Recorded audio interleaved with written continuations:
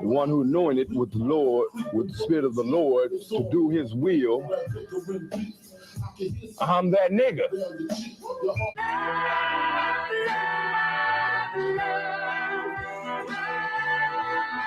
One West, 125th Street. Look, y'all put y'all faith in presidents like they gon' change this country. Run the league and let y'all play cause y'all gon' make a money. Fuck Obama, he ain't come here on cargo slave ship. What the fuck he do for blacks in his administration? I'm waiting, patient like a saint. Black, Hispanic, Native, they hate your ass the same. Hate Christ in they image, paint you as a slave. God ain't all love, scriptures say he hate. African soul niggas, they know we not the same. School to prison pipeline to get you off the streets. Put you in the cell toilet connected to the sink. Molested as a kid, she prostituted as a teen. The byproduct of Martin Luther King dream. They just took the yoke off, my nigga, we ain't free. We live in bleak in these wastelands of poverty. If you don't know the truth, then the lie sound promising. Prophecy, gift and the curse. Dylan started killing, they was sitting in church. Black folk forgave him, man, this shit is absurd. You should never love your enemy, that shit ain't gon' work. Yeah, fuck dying on your knees, you better die in glory. Man, I joined the UPK, taught me the art of warring. I took a nigga life like mine to be recognized. I feel that pain every day, it can't be reconciled. Pops banging, my sister a prostitute. My brother got life, and somehow I still found the truth. War ready, no cowards, no excuse. Fuck reparations, you can't bandage no open wounds. Blood on the leaves, body swing hung from a noose. I was on a run in Nashville and I found the truth. I called the school, classes being held by the shot. On my life, I want to be a gangster like a cop. Do this for my brothers, real brotherhood. Everything we do, we got it out this book. My nigga, I can never be no African. UPK the only authorized acronym. I'm passionate about my brothers and sisters. We in hell, I ain't got nothing against them. That's another religion. If it ain't under your honor, ain't be murdered by them and got a hug from your honor. That's the way out for a coward in my observation. They don't fear the Lord, they indoctrinated. Wolves in sheep clothing, Joe Osteen. Real priest bringing back black royalty. One West on my headpiece, ranking order. Can't let them trick me off the streets, I gotta raise my daughter. I got brothers at the border ducking ICE agents. I got the name change, it was life changing. My family thought it was a game. Put on all black, they said I was going through a phase. It's more of us in jail than it was slaves. Chose by the Lord, we could never be the same. Soon as they born, the wicked go astray. They left the truth, they wasn't with us anyway. Niggas weak, they just saying anything to be truthful. We don't want no cowards anyway. Look, coronavirus, that's a plague. You don't get too much sleep when you waking up the dead. First camp, I cut off all my dreads. I took an oath when that oil hit my head. Niggas capping like they lids. I'm a priest, I never stick no fork in no pig. I was dead till I found out how to live. This brotherhood taught me how to be a man. I came back to my roots, I had to dig. A couple gaps I had to bridge. I got a rib, I'm married to this work. You wanna serve the Lord, he ain't in the Christian church. Came back to my roots, I had to dig. A couple gaps I had to bridge. I got a rib, I'm married to this work. You wanna serve the Lord, he ain't in the Christian church.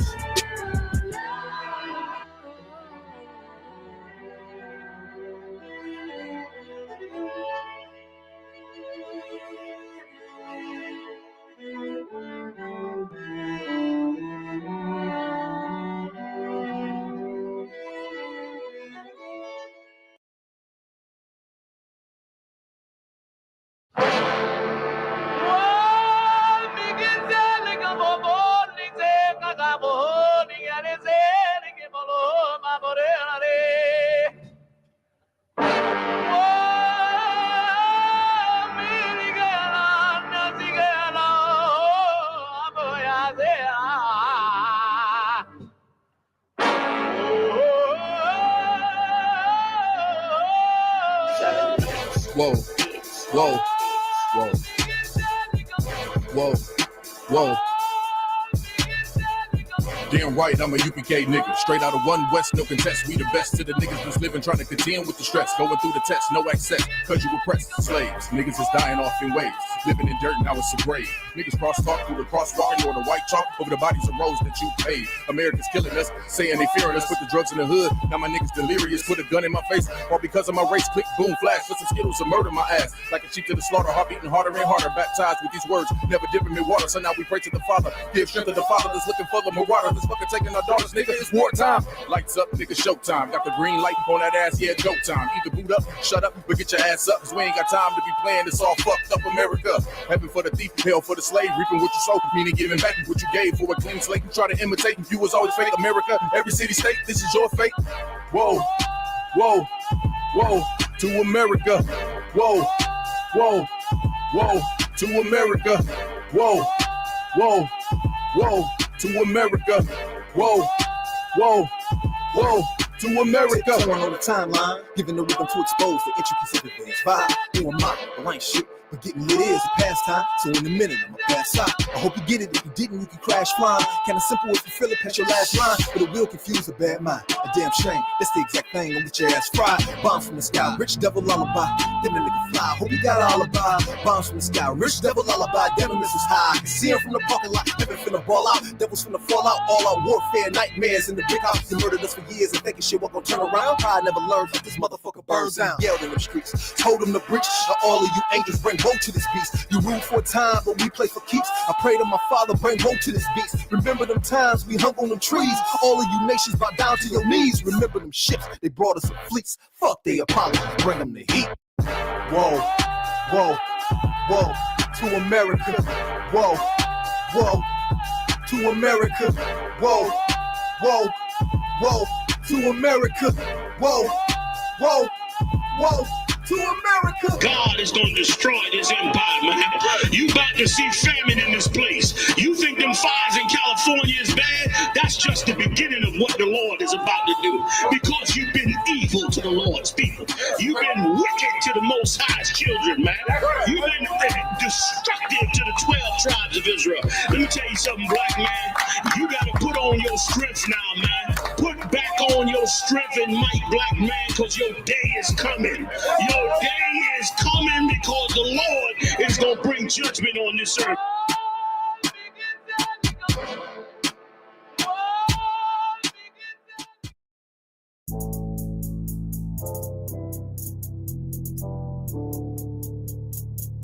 According to God, the white man is the devil.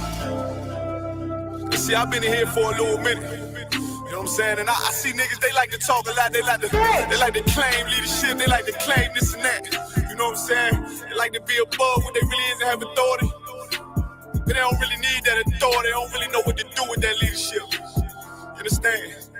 You hold hands with this white ass, need to stop and ask you to give a damn what you talk about. Don't give a fuck what you believe, nigga. Gotta stand up to serve my God. We don't pray on our knees, nigga. Yeah. See, everybody ain't with all that peace talk. Everybody ain't with all that. Let Mike on be. Boy, ass you to stop and ask you to prop. It's about to get serious. Boy, when they hit us with dope and kill us with crack, where the fuck with your leaders? I'm curious. He cashed out on your blood, traded you in and bought a new biz. Ask you the prophets, I tell you the scheme. If you don't wake up, you gon' die in your dreams. I say you won't tell you no more. I swear these crackers try to kill us slow. Just spoke to a nigga and fed he up for parole because of the COVID. It feel like the host in this world that don't go together. Nowhere is gold in the ghetto. I'm in the city blazing with my niggas. Just told the devil the score never settled. See the prophets. I'm tired of these niggas keep talking about, you know, you respect my religion, I respect your religion. Boy, your ass need to stop and ask you the prophets. You know, like we all come together. You know, they say God so loved the world. God so loved the world, and no, boy, your ass need to stop and ask you the prophets. Don't give a damn what you talk about. Don't give a fuck what you believe, nigga. Gotta stand up to serve my God. We don't pray on our knees, nigga. Yeah. Hey, gentlemen, y'all, we don't pray on our knees, nigga. Gotta stand up. You know what I'm saying? Boy, your ass need to stop and ask you to wrong with step. I'm silent for show. To the fake niggas, stay silent. I got it. Let's go. Let's go. I ain't taking no loss. Ain't no talking when we got the flow. Ain't no peace, just pay with your own. I'ma be loyal to the right arm. Tell them we can't keep it slate. And I can never let bygone be bygone. Got your baby mother on high. Got your baby pants through the fire. Ask you to a failure, bitch, I can afford it. I prepare slaughter, you bring me my water. Push your leaders weak, let them lies slip through their teeth. Their ass need to stop and ass see the prophets. That's just the reality, Christians. I'm sorry to hurt your feelings. I know your pastor lied to you every Sunday for 30 years, but that's what the church is for, lying. That's why they exist, to lie the money out of your pockets. Boy, your ass need to stop and ass see the give a damn what you talk about. Don't give a fuck what you believe, nigga. Gotta stand up to serve my God. We don't pray on our knees, nigga. We don't pray on our knees, nigga. Gotta stand up to serve my God. We don't pray on our knees, nigga.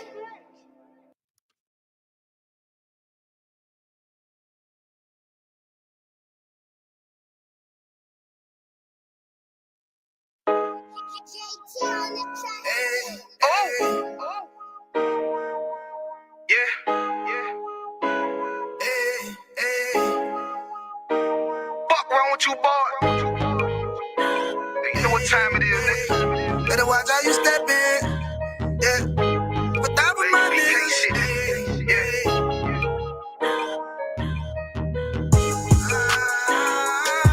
I'm in it, yo. Got my nigga Rewan with me. But that was my niggas, it'll be an honor. You know what I'm saying? Under commanding general, your honor.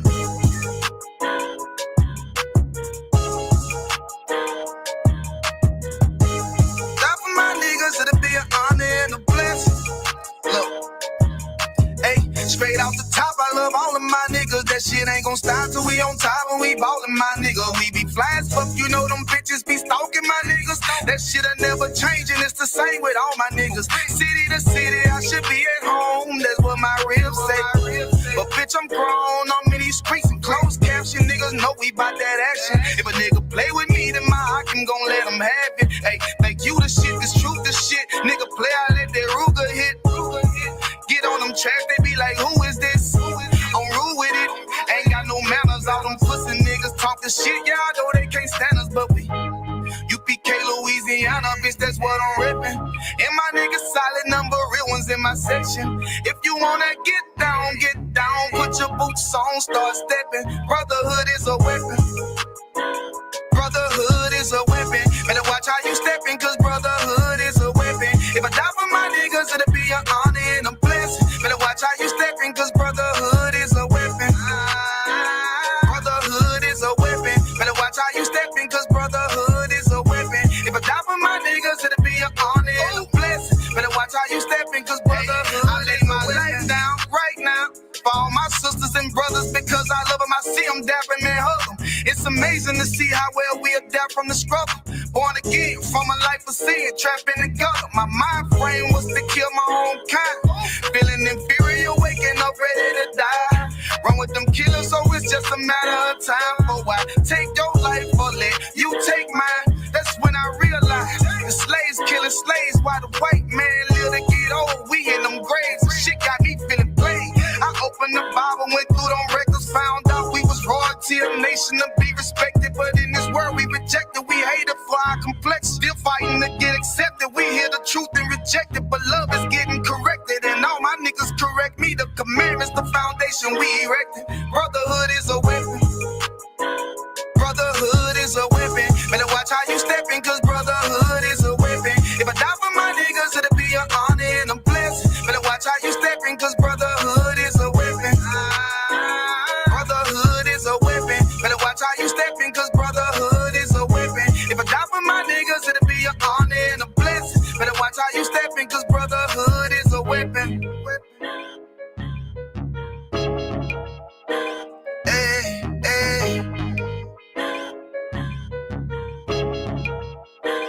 Hey, hey.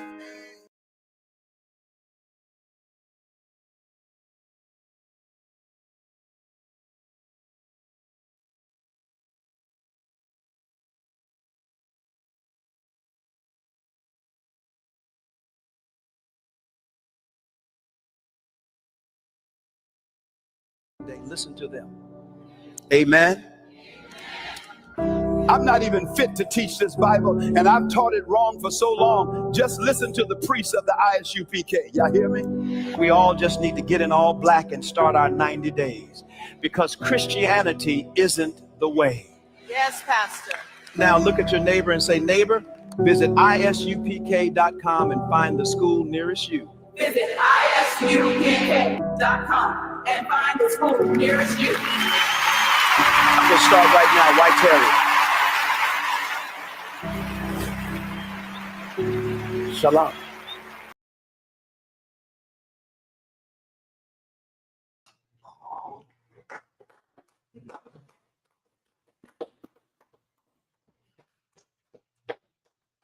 The MILWAUKEE. This is the Israelite School of Universal Practical Knowledge. Started out of 1 West, Harlem, New York, under Commander General Yohanan. We are now breaking a fast. Give yourselves a hand. We did the Day of Atonement. That's all y'all got. Y'all afflicted yourselves, and that's all you got.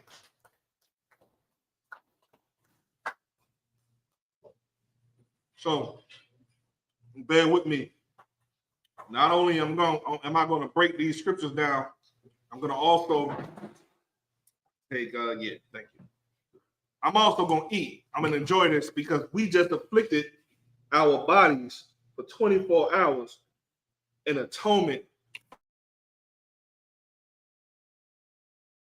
That want to still be whoremongers and unalive each other, right, and take a man's wife. Sisters want to cheat on a man, be whores. We just did that for you. And you hate us when you should be doing it too. See, this is what real black history looks like. Real black history, you can find it in the Bible. Give me Psalms chapter 9 and verse 17. Real history, you can find it in the Bible. And in the Bible, the Lord said to the Israelites, don't ever forget. Don't ever forget where you come from as a people. Don't ever forget who your enemy is as a people. Now, it's such a sweet thing to be able to fast from water, from liquids, and from food, and from alcohol and water for 24 hours, just to have a nice meal right afterwards. Give it up to the Israelite School of UPK in Milwaukee, man.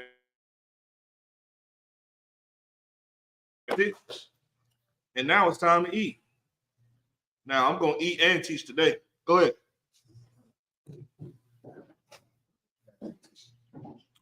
Salaki. How could I forget about South Dakota? Give South Dakota a hand. Give Philly a hand.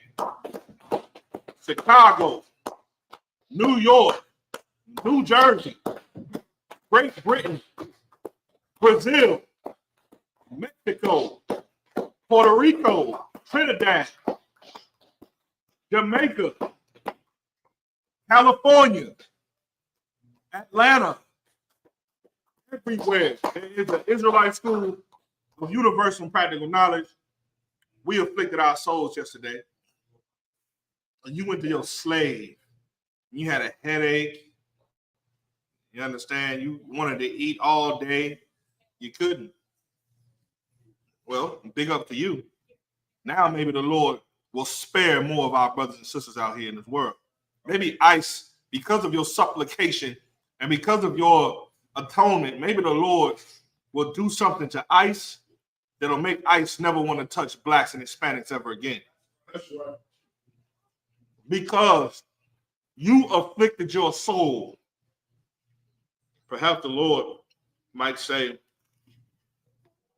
I'm going to drop airplanes on ICE. Maybe the Lord said, I'm going to have a bunch of shooting comets, shooting stars, fall on ICE's headquarters. Perhaps the Lord will put a spirit inside of ICE to bring heat enough to melt them. Like, here's a heat that'll melt ICE. If we got to see what all their faces look like. And we got to know the origin story of ICE. Who are they? Where they come from? And when they move them damn masks, you're gonna see the Proud Boys that ran into the Capitol building in January. Any questions online? Comments? Nothing?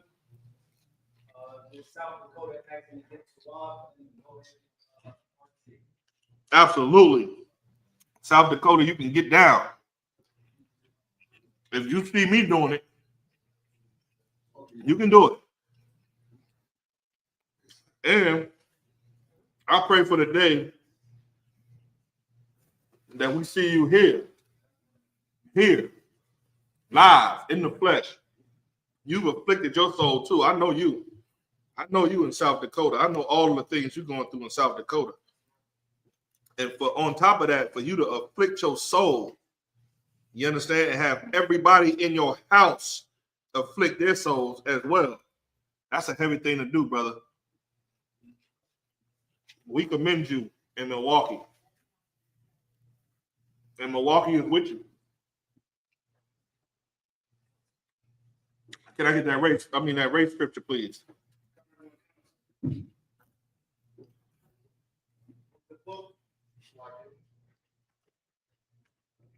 This is the book of Psalms, chapter 9, and verse 17.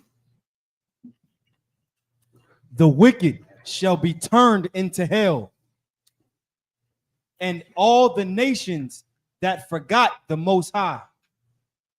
Hold on, let me get there with you.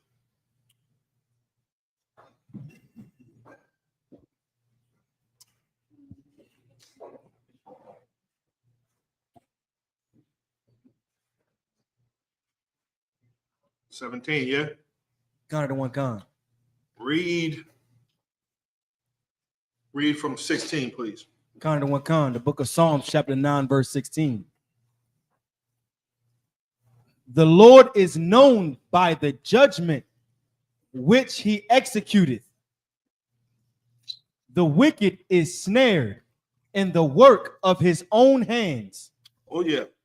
That's what's going to happen to America.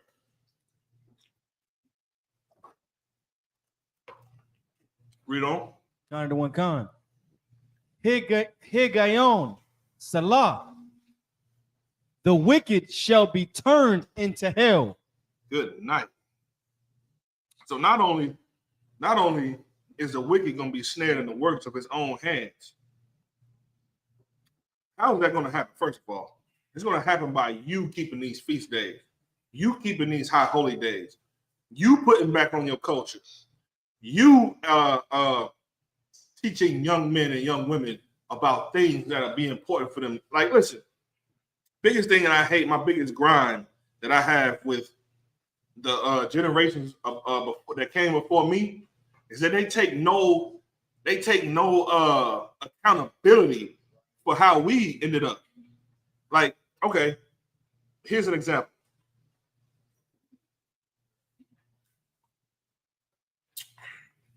It's a lot, yeah, man. Here's a great example of what I mean. Before Martin Luther King came on the scene and them cats that rolled with him, the example for black people was to just fight back against what our oppressors, our white oppressors, were doing to us.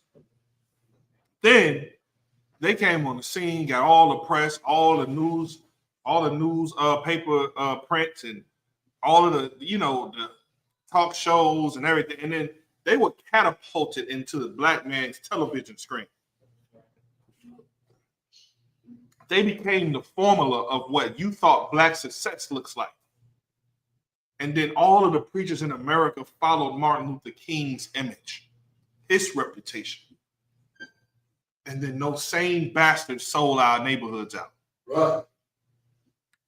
More poverty came on us in a crazy way, Akim. You know it, especially my brothers in here that's 80s babies, 90s babies. We know. Because we were born in the crack era. Right in the height of it. You understand? Like, we were there watching our friend's mama smoke crack. We were there watching the hood going up in shambles, gangs selling drugs and all that. And you know what we thought? We thought that was cool because we're in poverty. Those gangs that were selling drugs didn't do nothing but teach us how to sell drugs. Right. They don't want to take no accountability for these YNs nowadays. Them niggas that taught us how to sell drugs, We went and did it, and then boom, now we not only selling drugs, but then we bring the music behind it. And my generation, that's where you get all that crunk music, that trap music, that club, that whole club scene. We taught them how to do this. With the music and the shaking of the asses and the videos, the rap videos, the lyrics. That was us. And we taught that being successful was about how good you could rap, how good you was selling drugs, and how many bodies you got. You know, vanity, right? What you got on, what you driving, how many girls you got, how many diamonds, jewelry you got, how many houses you got, how much money you got on you right now. That's what we made, you know what I'm saying, glorify. And then 2010s came. And then we started having sex and children and all of that. And then once we started doing that, we raised our kids into it. And now our kids became worser us's. Worser examples of what we were. And we were worser examples than y'all look at gangbanging, right? I bet y'all, now, there was a time when we would say, damn, it was bad in the 90s. Y'all remember them conversations?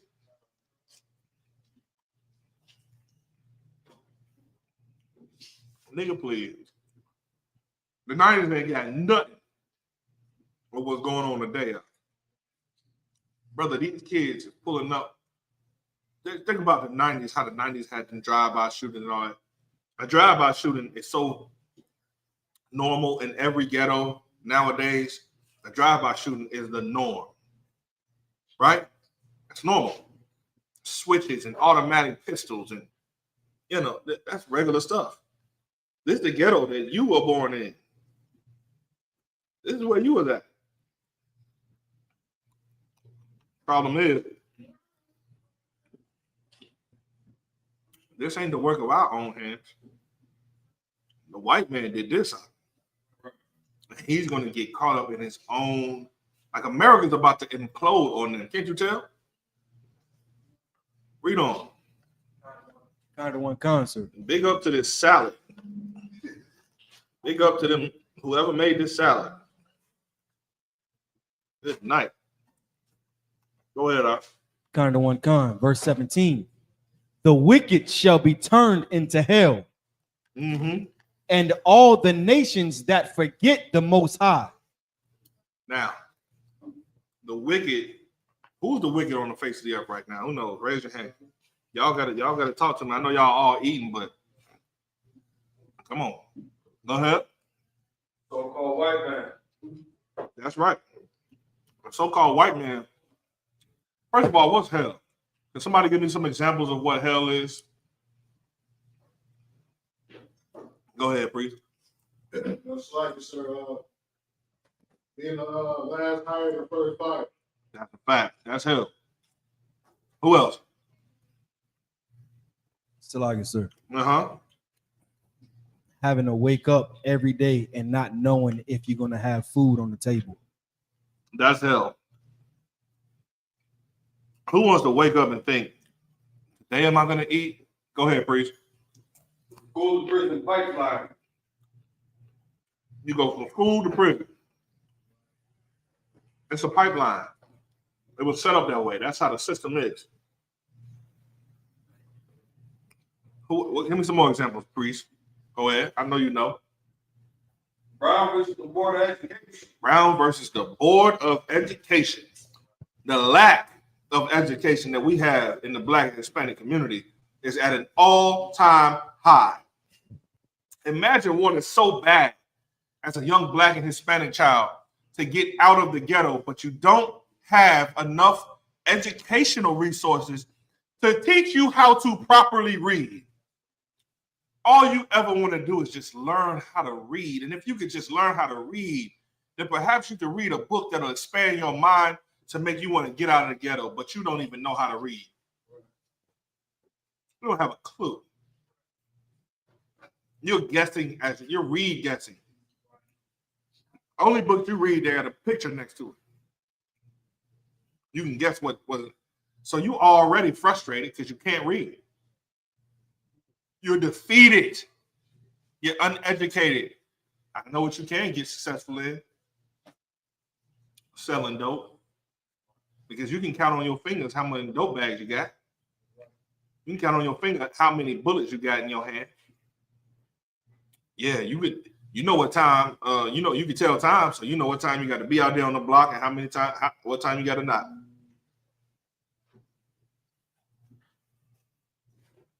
Just not knowing how to read causes enough depression and oppression and psychological damage when you see everybody around you watching TV and you wish you knew what that said, that subtitle said. What else? Give me a couple more examples of hell. Salagi, sir. Go ahead. Going to school and coming home not to find your parents because they've been captured by ICE. Give them a hand now.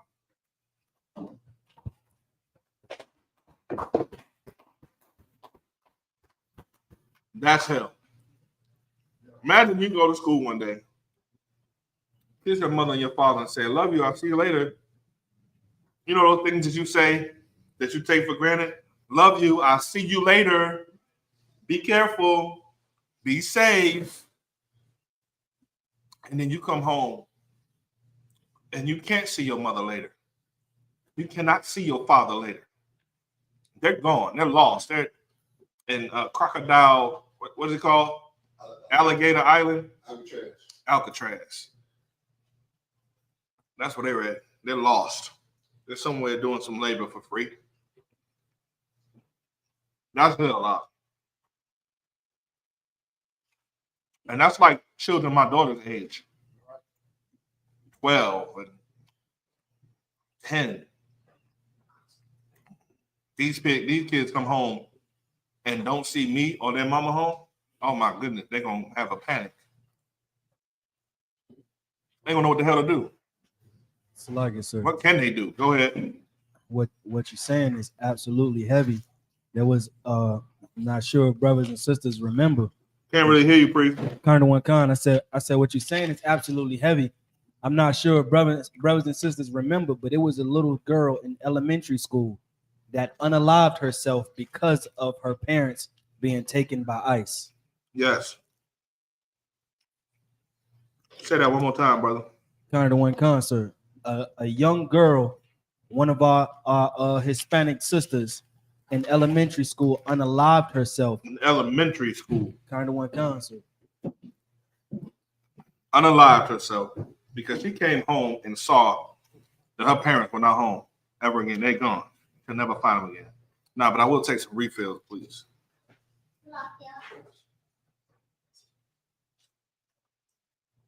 Here you go. Make some refills on those, please. So let me ask y'all some questions. You mean to tell me that hell isn't a fiery place underground that you got to go to when you die? Y'all with me today? I was told that hell is when you die and you go to hell and then you burn with the demons and the devil in a fiery torment forever. Isn't that hell? That's what I saw on TV. No, that's what I saw, and it was real. I saw it, and the people were burning, and all the souls were lost, and they had to put coins on their eyes, and they had to go through a river full of dead people under it that wanted to snatch them. I saw it. I saw it on TV. That's what God said. That's what's in the Bible, right? No? Wait, so you mean to tell me that hell is being in the ghetto? Somebody help him, please. He's not a priest. He can't put that up here. The water, though, trooper. I don't know why y'all giving me half a cups of anything, but okay. All right, fine. I'll take it. I think it's because they love me. They don't want me to just be drinking all the soda. I don't drink soda often, y'all. So, this is just my treat. And I know my brothers in Chicago gonna be like, it's called pop. It's not soda, it's pop. All right, then, Salaki. All right. So, hell is somewhere that plays out on earth. It's a condition. And the scripture says that the wicked shall be turned into hell. The white man runs the world, and he is the most wicked bastard that you will ever run into. He is the biggest plague.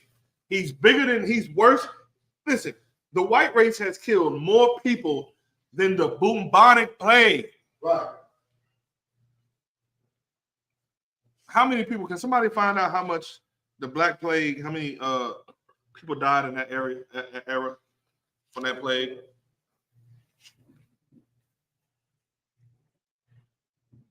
I think the white man killed more people than that after 9/11 in one sweep. Salaki, sir. Go ahead. It says the black death killed an estimate of 25 to 75 million people between 1347 and 1351. So that's like over 5 years. That's how many people they killed. So somebody asks, go ahead. You got a hand up? Like I said, the bubonic plague, they came about because white people were so filthy that, it just became like an illness, a disease, and rats and infested, and to the point where people was just getting sick and dying because it was so filthy, wasn't it? Right. What year was the bubonic plague? What year was the plague? This is like I said, the exact death was from 1346 to 1353. The second plague pandemic was 1665, 1671, and third plague pandemic was 1894 to 1929. So, I'm not really well versed on why it happened, but I'm quite sure, if my memory serves me well, it was because of uncleanliness. Mice, insects, fleas, ticks. Go ahead. Also, too, sir, I also did research on the white man bringing rats to America. We have rats. Listen, the closest form of a rat you had over here was like a muskrat. And then there also wasn't pigs over here either. They brought them over here. But then you want to know what else they have? They want to have the honor of saying they brought. Who knows? Go ahead. Civility. That too, yeah, but nah, it's something else I'm thinking about. Go ahead. Smallpox. Hell no. Nah. Salaki, sir. Good night. They don't want the honor of saying that. Salaki, sir. Mm-hmm. They had the honor of saying they brought us over here. No, that's not what I'm saying. So they brought the rats over here. They brought the pigs over here. And they know they did. But then they like to say, oh, we brought horses over here. No, the fuck you did it. You didn't bring no horses over here. That's not true. They act like the Native Indians didn't have horses over here well before they got here. How do I know? Pre-Columbian artwork. Pre-Columbian artwork depicts horses, mules, donkeys. They talk about horses and mules and donkeys well before white people ever got here. Oxen and stuff like that. Nigga, you talking about the children of Israel. The only reason that white people even understand what being civil is because of us. Right. You think Abraham domesticated the horses, man. Wouldn't be no horseback riding if it wasn't for Abraham. He brought that to the Egyptian army. Excuse me, to the Egyptians. Y'all know what I'm talking about? Go ahead. I forgot that shit on my mind. Anybody can remember when Abraham was in the way with the Egyptians? Go ahead. Someone went on at the time that he was in Sarah, he did not stay with his wife. Mm-hmm. Abraham domesticated horses. That's a historical fact. White people want to take credit for everything, but not the bad shit. Mm-mm. They don't want to take credit for the crack in your communities, the degradation in your communities. See, I keep saying crack like crack is the new thing. What's the newest drugs? Go ahead. Yeah, but is that something that people are like going crazy over? I think it's the perks. Go ahead. Vapes. What? Vape. Vape? What? Vapes. Vape. The vapes, yes. The vapes. I be driving a damn bus and I'm seeing school kids out there vaping. And I think to myself, excuse me, man, where they parents at?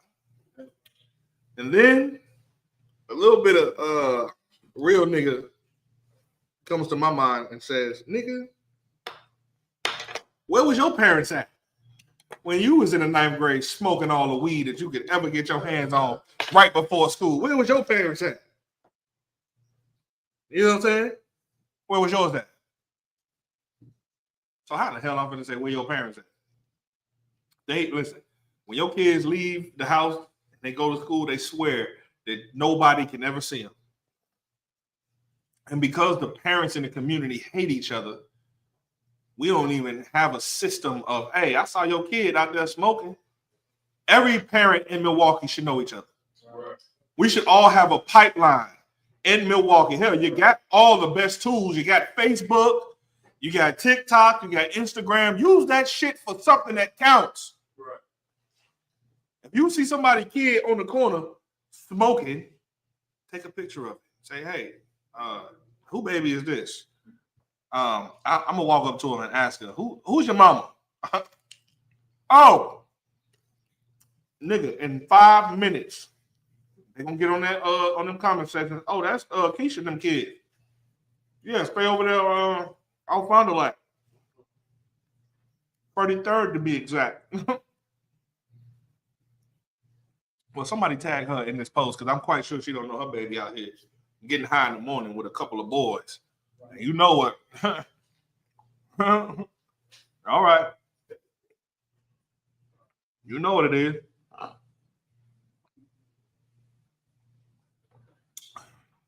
Listen, them people who put you in poverty, they about to go into hell. Their life is about to turn into hell. Read. Kind of one concert. Verse 18.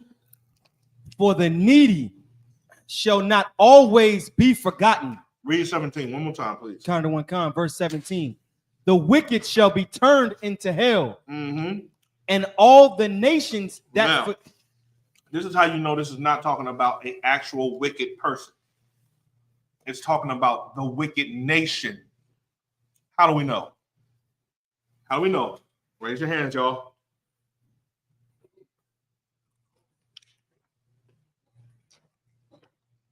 It says, read again from the top. Kind of one concert. The wicked shall be turned into hell. Sounds like one person, right? But then read the rest. And all the nations. And what? And all the nations. So when we talking about the wicked, what's the context we're talking about, sis?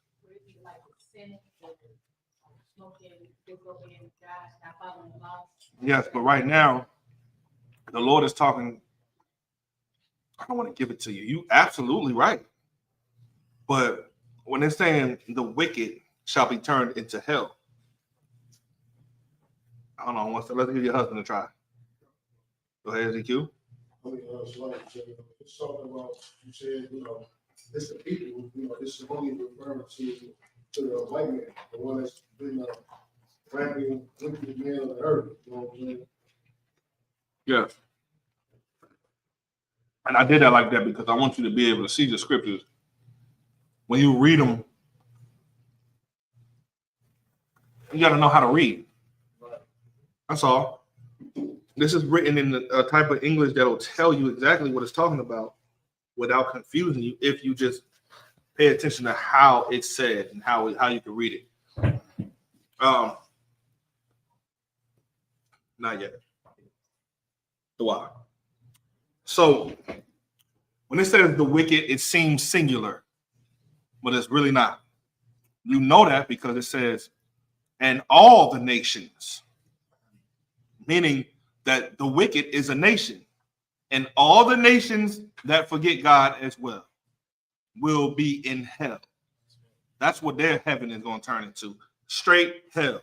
See, the white man, what the kids say, you fumbled the rock. That's what they say now. You fumbled the rock on that one, right? White man, you had your chance to rule the earth in righteousness, but you did not. You fumbled the rock. You had a chance to say, you know what? It's true. We are, and I mean every white race are Edomites. We come from the Idumean race, the original Idumeans. We are Amalek. You understand? We are, all the sons and dukes of Esau. That's who we are. We're Alexander's offspring, and we are the offspring of the Romans and the Greeks and all of the people of Macedonia that took over Macedonia from the black Japhetic people. We are the ones who lied to you and told you that you were not the children of God. And we apologize for that. White people, right now, you need a president to do that for you. You need a president to say, and Vladimir Putin tried to get you to do this, but you just wouldn't do it. When he brought out the icons, the Russian icons, and showing you the depictions of the saints of God, all being black people, he was trying to give them a wake-up call like, hey, we have records that prove that the people y'all got in slavery in America today that you say ain't nothing and that you claim are Africans are actually the Israelites. Like so when he did right there, what's that to kind of like stir up America and whatnot, like it was almost like a, how can I say it, like a strategic tactic that he did to like kind of like put black people, like, oh look, see, they took your identity.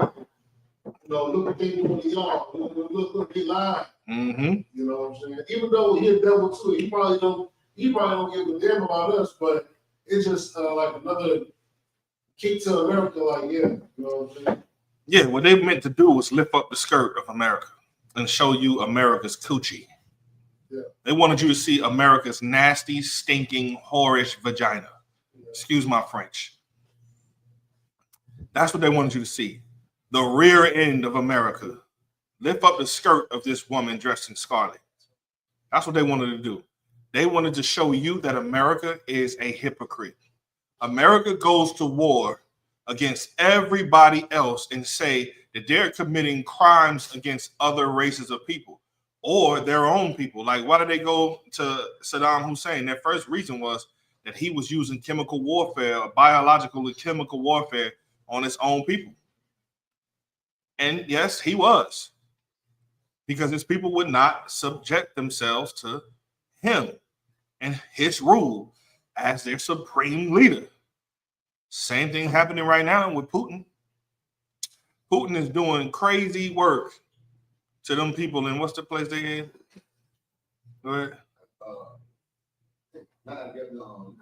Ukraine. The Ukraine is being besieged by the true and rightful owner in today's time of Russia. Vladimir Putin wants all that land back, and he wants all his people that left to come back. He's going to use war to do it. The Lord sent Christ because he wants all his people back. He wants them all back in one nation. And your king is going to use forgiveness and kindness and grace. And I know it seems like that is not going to work. Brother, that is going to work. It's going to work like a charm. It's going to work. You're going to see it happen because it's going to be starting to get contagious. So you're looking at our oppressors who really think that, they could have had a chance. That's what I was talking about. They could have had a chance to say, man, we're wrong. We could have done this. They dropped it. They fumbled the rock. They fumbled it. They could have said, man, listen, we wrong. Y'all are the children of God. We know that y'all are the Israelites. You know them crazy people that's on the street that be saying that, the white man is the devil and all of this and all that. They're right. Y'all are the real Jews. And y'all are the real people of God. But you want to know the problem? They just won't do it. And you know why they won't do it? Because they're too fucking greedy. Right. They want too much money. They got all the money and resources on the planet, and yet they still mad about feeding you food stamps. Right. They waste money on space bull stuff. Man, let me tell you something. How much does it cost to make? I want somebody to research this. How much does it cost to make one satellite?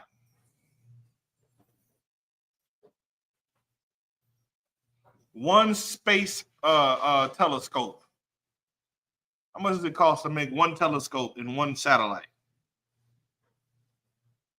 and get it out of space and all that?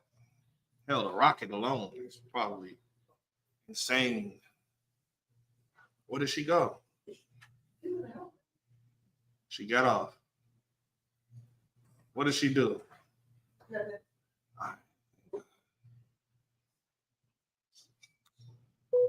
All right. Anybody got that information? Hey, is the air not on?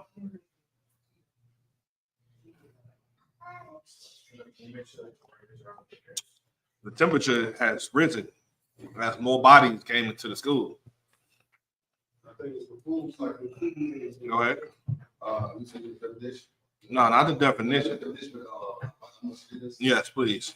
The cost to build a satellite varies drastically, ranging from a few $1,000s for a simple CubeSat to hundreds of millions of large, sophisticated satellites.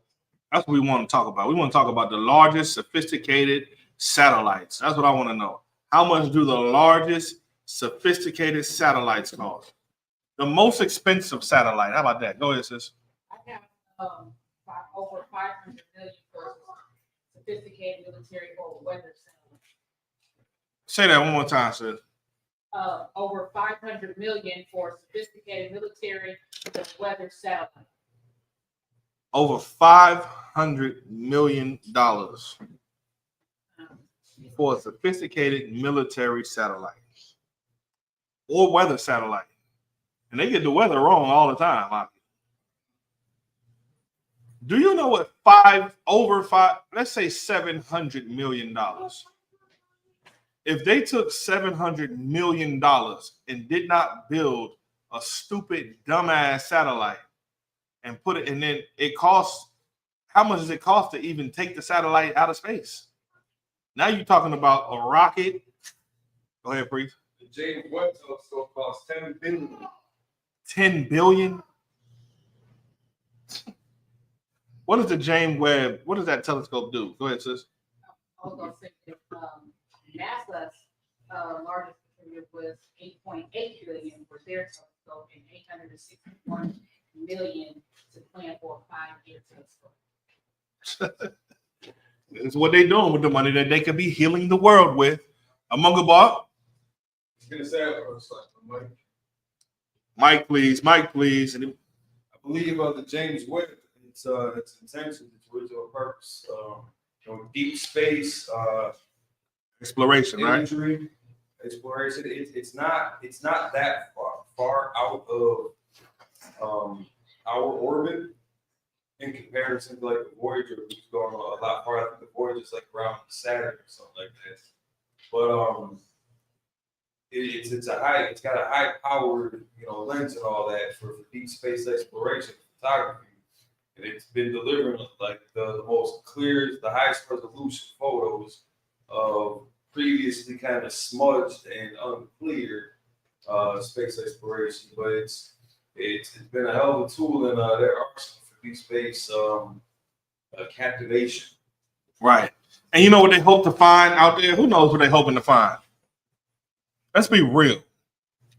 His hand went up first. A lot. So, like, sir, I think it's two things. First thing, the white man is trying to find inhabitable planets so they can run to escape justice. Give him a hand. Give him a hand. That's what they're looking for. Inhabited space places. Hold on, you ain't done. You had a second one. You right on the first one.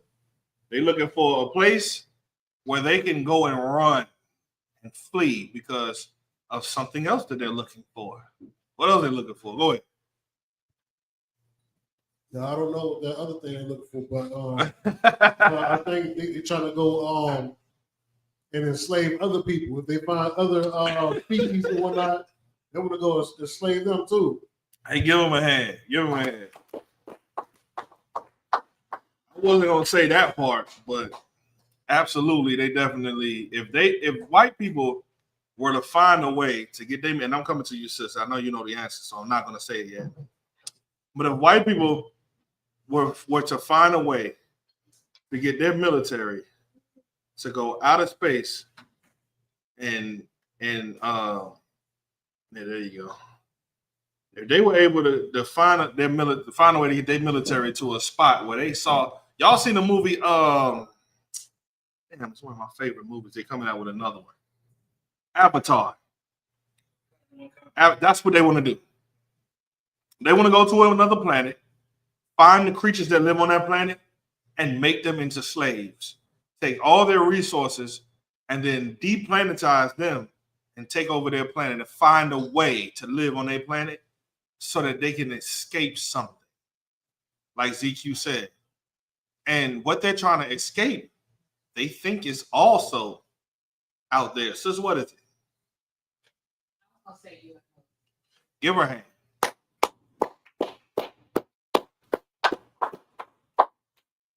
Right now, they think that there's an object that's coming towards the Earth right now at interstellar speeds that should be here in November. And they think that it's carrying an alien civilization on it that's going to come here and make war on the Earth. That's what they're doing with that telescope. In reality, it's probably just a stupid ass rock. That's all. It's probably a rock. They think it has intelligent life because it slows down and speeds up and all. Okay, cool. With that being said, and this is going to intrigue my son, DeBar, because he loves outer space. He likes to just draw pictures of the planets. And, he looks up. My son looks up, and that's a good sign. Now, here's what they're really looking for. They're looking for Christ and his angels. That's why they're afraid of that object that's supposedly barreling towards the United States. Towards the planet Earth right now. And in their mind, they think that, that's their retribution or, their judgment is coming on that rock. Go ahead.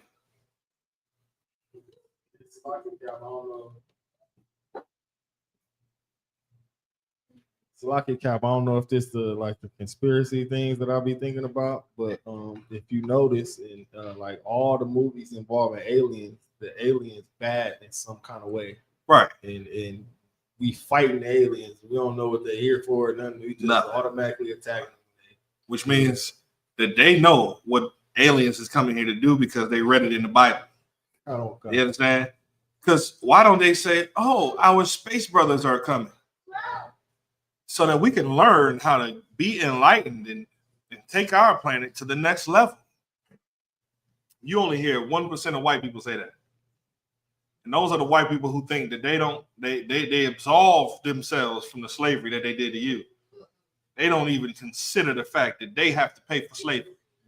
And that if there is an intelligent life form out there in the planet that has been monitoring the planet Earth, they have seen what they've done to us today. And they don't like it because they don't understand how a species could do what they did to an amazing race of people that damn near gave the earth its salt, the flavor. Imagine eating a pot of spaghetti with no seasoning. Jesus Christ, that's death. Go ahead, Officer Yaquataza out of Buffalo, New York said, Mars Attack was a great example, sir. Absolutely. Mars Attack was absolutely a great example. Because Mars Attack, they wasn't really trying to come attack, were they? On Mars Attack, let me get it right. Yes, they were. Mars Attack, the Martians was coming to fight. But it was another one. The Day the Earth Stood Still with Keanu Reeves in it, right? Keanu Reeves was an alien that came to teach us how to save ourselves from a destroyer. But we didn't want to hear that. And then they killed it. And when I say we, I mean mankind. But they're not really men. They destroy every goddamn thing. Men don't destroy everything. So they shot Keanu Reeves in the heart. He came back and was like trying to still save him. Like, yo, trying to tell y'all, like, it's about to be something unleashed that y'all not ready for if you don't change your ways. They killed him. Sluggy, sir. Go ahead. If I could, You sir. may. What you're saying is absolutely heavy. This is exactly what we do.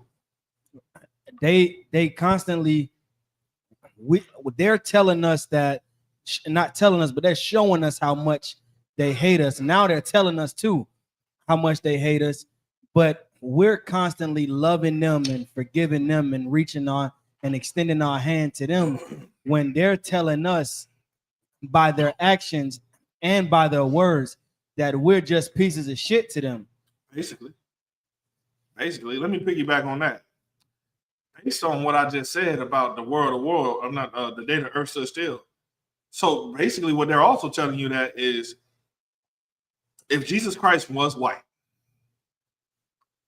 he came to the earth to save it. They were shooting. I'm telling you straight up, they're gonna shoot him. That's what's gonna happen.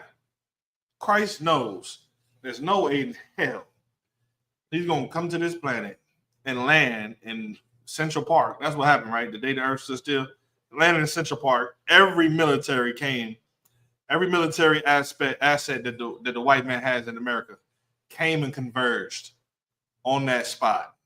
As soon as that being walked out, nigga, they opened fire.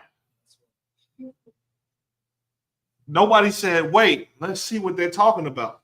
Let's see if we can understand them. No, hell no, let's not do that. Let's shoot. Yeah, that's the good old American way.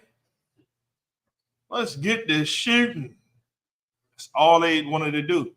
So if Jesus Christ came back and he was white, it still wouldn't matter to white people because they are the devil that the Bible speaks of. They're a murderous animal. They don't have. It doesn't matter to a tiger what the gazelle says. Right. The gazelle could be coming to save the tiger from another thing that's gonna kill it. The tiger don't give a damn about that. The tiger sees prey. That's it. That's the white man. The white man is the beast that you see in the Bible. That's him. So, listen, they can look to the sky to try to see if Christ is coming back. They can do all of this, and they can spend all of this money, and yet with all of that money, they don't say, you know what, instead of spending $10.6 billion on a stupid object that could absolutely blow up in space right now, why don't we just put $10.6 billion in the hands of the most capable black man who loves his people and just leave them alone? Let's see what they do. They do experiments all the time, don't they? Why don't they do that experiment? That's an experiment I would love to see. Leave us the fuck alone and just give us some time and some space away from you. I don't give a damn if they send us to Antarctica. Send us to Antarctica. Anything will be good, better than being here.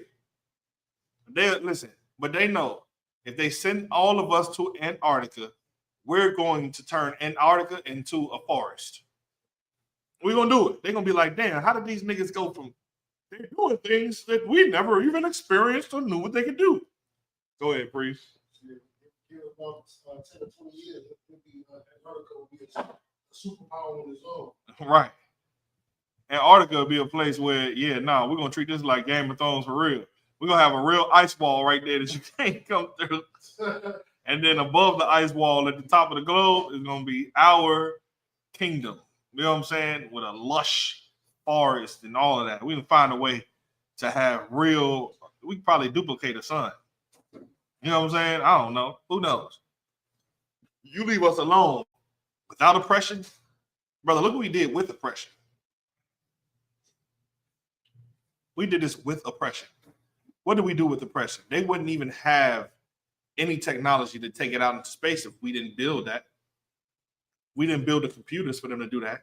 If we didn't make the camera phone, if we didn't invent the telephone, if we didn't invent the grid, if we didn't invent the television, if we didn't invent what else? The toilet seat, the stop sign, the stop light. I mean, give me some more. It's just crazy stuff. The carburetor engine, they'd still be driving horses right now. MILWAUKEE, can you believe that? Right now, if a nigga named George Washington Carver did not create the carburetor, we'd still have to pick up shit out in the fucking street right now. We'd have to pick it up, scoop. Otherwise, it'll be flies everywhere and disease everywhere. You'd have to have street cleaners, like real street cleaners, that'll come and take all that manure and send it to a factory 10 miles away from the city and turn it into fertilizer. Probably use it to grow some food or something. But if you leave it in the streets, that's where tuberculosis. Zama, you heard me? That's how they got tuberculosis. Too much shit in the streets. You understand? That's how they did it. Don't quote me on that. I don't know where tuberculosis came from, but I could just uncleanliness. I mean, hell, that's where the plague came from in the first place. So, what I'm trying to say here is that the white man could have absolutely repented from what he did. He had a chance. He still has a chance now. If America was smart, they would elect a president that would apologize to Black and Hispanic people and try their best to make things right. Like, because when I was coming out of the truth, I had done so much bad deeds to people and towards people that at the point of whenever I thought I was at the peak of my success in life, where I was able to get a whole lot of money and have a, you know, what niggas always want. I just want an endless amount of weed. You know what I'm saying? I had that. I had a nice supply of money, cars, you know, women, drugs, everything. Living the American dream. But there was one thing that was still on my back, like the shadow, like the heat, like smoke. I would always see it. And I felt like it was just death hanging over me. Like it was the spirit of the Lord saying, you only got a couple more months to live, pop. Take you out. You know what I'm saying? Like, you out of here. I felt it. And I knew it wasn't no bitch named Karma. You understand? I knew it was something real that could really unalive me, take me out. So I just changed. White people don't even think like that. They have no conscience. They can't. Because how could you be this smart, but so dumb? I mean, it was only one smart person from them. Thomas Jefferson's quote was what? Why you find Thomas Jefferson's quote? Pull it up. Straight quote. I want the straight quote. Let me look it up. I got all this fancy technology up here now, thanks to you, brothers. Yes, please. Not separate but equal. Nope. Salakia, sir. Yes. The tree of liberty must be refreshed from time to time with the blood of patriots and tyrants. While another well-known one is, we hold these truths to be self-evident that all men are created equal. That's not the one. I'm about to find it right now.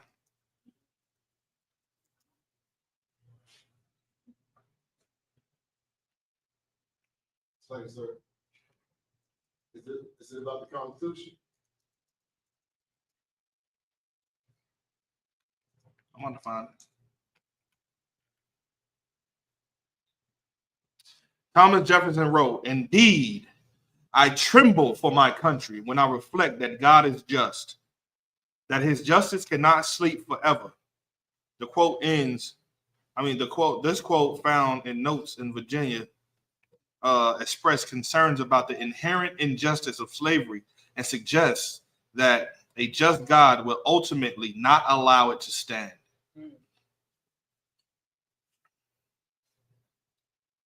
Let me find the other one.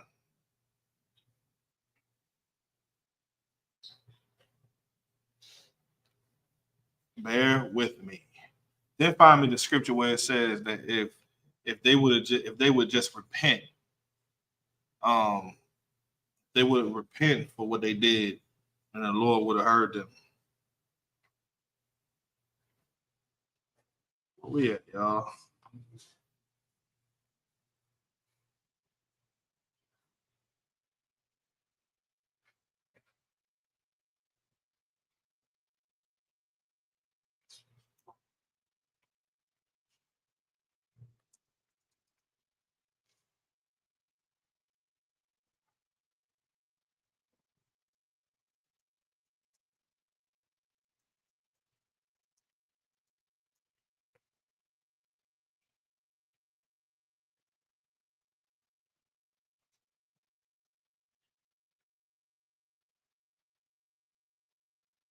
Now, let me ask y'all a question.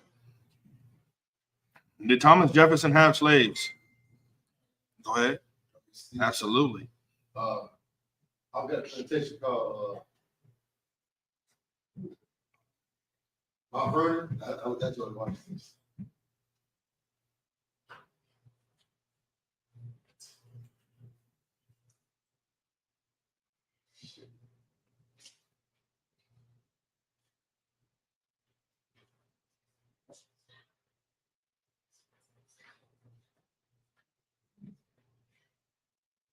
Question if I may. Mm-hmm. All the presidents, right? Thomas Jefferson had the most slaves, right? I'm not sure. Google it. Salakia, sir. Go ahead. Are you talking about Jeremiah 18 and 8? Jeremiah 18 and 8. What does it say?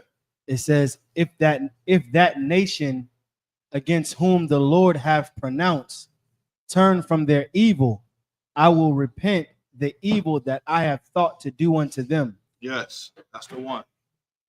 That's the one. Well, anyway, Thomas Jefferson, let me show you something. Thomas Jefferson, let me get out of that. How many slaves did Thomas Jefferson own? Damn, it said Thomas Jefferson impregnate. God damn. Go ahead. Yes, I see it. During his whole lifetime. With a number of them living and working at his Monticello plantation. And during his time in the White House, he acquired many of these enslaved individuals through inheritance and natural increase, while others were purchased or sold. Good night. And look, the same way I felt the Lord on my back when I was out there doing wrong stuff to my own people, I know Thomas Jefferson felt that heat too. Thomas Jefferson felt that heat so much that he said, I tremble for my race because if there's a just God, then I know we'll have to pay for what we've done to this people. Listen, that's what it is. Slayer, sir. Please. Just a quick question. Was this something that he said like on his deathbed or just during his presidency? I believe he said this while he was alive and moving and cooking. And I'm sorry, he wasn't cooking. Slaves were cooking. Right. I almost gave him the cooking quote, sis. While he was alive and cooking. Oh, hell no. Y'all was cooking. If you made it in the big house. If you made it in the big house, not only you was cooking, you was good looking, and you was cooking. And that's it. And that's what he was doing. My bad, I'm always rhyming, ain't it?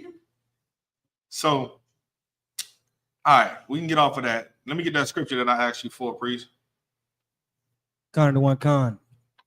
Let me get there with you too. Let everybody know where you at. Jeremiah chapter 18 and verse 8. Jeremiah chapter 18 and 8. All right, let's get it. If that nation against whom I have pronounced to turn from evil, Salakia, if that nation against whom I have pronounced turn from their evil, I will repent from the evil that I have thought to do unto them. If only that quote from Thomas Jefferson was enough for him to say, all right, I'm going to stop. Like Donald Trump, ever see this scripture? He's going to burn every Bible. Right. That's what he's going to do. He's going to outlaw the Bible. Yo, y'all better have y'all Bibles on your phones and in a physical copy. Have something that you can have with you. You niggas is from Hebrew Academy. Y'all know what to do. We ain't giving up no scrolls. We are not doing that. It's not happening. Go ahead. Read again from the top. Because this is what they need, a president that really cares about their race.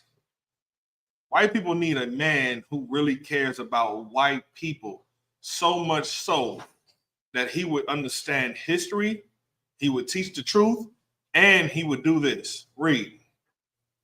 If that nation against whom I have pronounced, meaning against whom I have pronounced to destroy. Right. Because if you read verse 18. Kind of one concert. Verse 18. Then said they, come. Sorry, read verse 7. Kind of one con. Verse 7. At what instant I shall speak concerning a nation and concerning a kingdom to pluck up and to pull down and to destroy it. Yeah, this is what the Lord is talking about. Now, when he says, read again, that I pronounce, read again. Kind of one con. At that, it's like if that nation against whom I have pronounced that I will destroy and pull down and pluck up that nation, that kingdom, at what instance? Go ahead. Turn from their evil. If white people were to just turn from the evil that they've done for you, what does it look like for white people to turn from the evil that they've done to your people? Young man, Nick, what would it look like if white people was to turn from the evil that they've done to your people? As a matter of fact, let me ask you a question. What is the evil that white people do to your people? Nope, young man Nick. Name some evil things that white people have done to your people.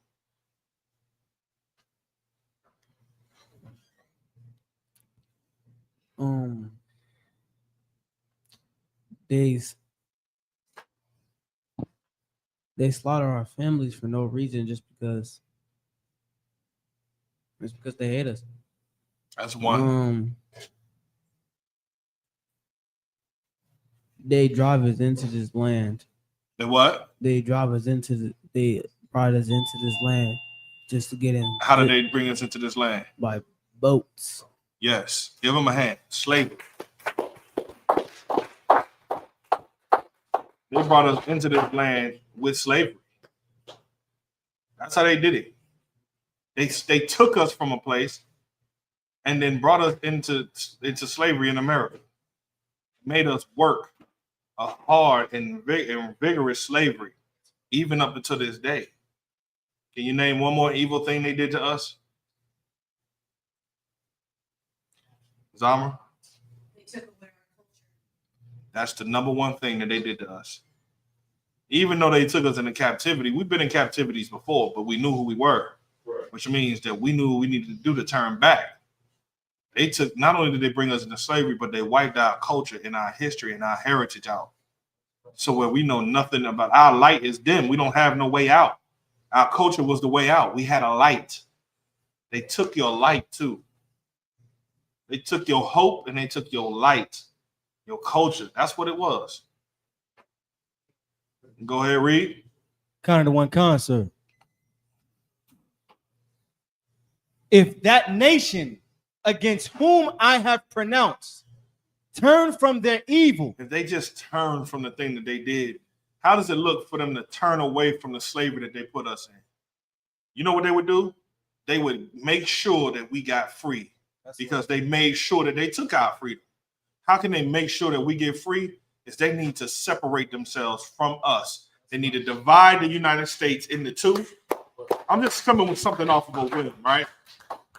Divide the country down the middle, or instead down the middle, divide the country along its latitude, right? And then they take one side, we take another side. We never cross over there, and they never cross down here without us giving them consent. That's what happens. And then, hey, Shalom, Lord Christ. And then, you know what happens now? What do? We get away from them. We get freedom. We're free now. And we're not under their rule. We're able to do whatever we want to do, however we want to do it, whenever we want to do it. Then it'll be up to us. That's one of the things that they could do to repent from their evil. What's the other thing you said that was evil that they did to us? Slaughter our families. They slaughtered our families. So what do they do for Jewish white people today? Right now. What do they do for them right now? That they got slaughtered and burnt in ovens. What do they do for them right now? Give the mic over. It's like it's just reparations for them. Yeah, they give them reparations. They pay them for all of the pain that they had, and they hunt down the people that did them dirty. Go ahead. It's like it, sir. Also, if you say anything like, and it's just basically as far as the internet goes, if you say anything like Hitler was right or Hitler wasn't wrong or something, you just by mentioning Hitler. Absolutely. So, those are some of the things they could do to try to keep peace between us, because we love all the people that they unalive. And how many people to this day do you think they unalive? More than money that they're willing to pay to you. And we count all the abortions, and we count all of the people that they killed, 100 million in slavery, 200 million the Native American Indians. I mean, from back then all the way up until now. If we was to count all of them numbers, it'll probably be in the upper high, almost 1 billion of us that have been slaughtered. You think they need to pay? Absolutely, they need to pay. And there's a God who's in heaven that's going to make them pay for it. But first, the way we make them pay for it is to remember days like this, the Day of Atonement. It's something that we must remember fasts like this, that today we just broke. Now we're able to eat, and the supplication and the sacrifice that we just made was small. It was small. You had a nigga was lynched in front of everybody that he loved and wanted to save, and they wanted to see him unalive. You understand? We watched that happen. All we have to do is not eat for a day, not drink for a day, so that the Lord can look on our people and say, yeah, ICE got to go. Because over 80 schools in the United States and worldwide and the Isupk did not eat anything yesterday or drink anything and afflicted their souls, perhaps the Lord can make the white race and all our other enemies feel what hell feels like, a taste of it. Let them see what it tastes like. So them prayers that we throw up when we say, let loose the plagues, let loose the plagues and cause destruction. Right now, pray for destruction to hit America because you didn't eat yesterday, because you didn't drink anything yesterday. And for the people of our nation who had no clue that we fought for them yesterday, that we protested unto the Most High Power that he do not utterly destroy us with a fast for 24 hours. And you did it. You absolutely did it. And it's commendable.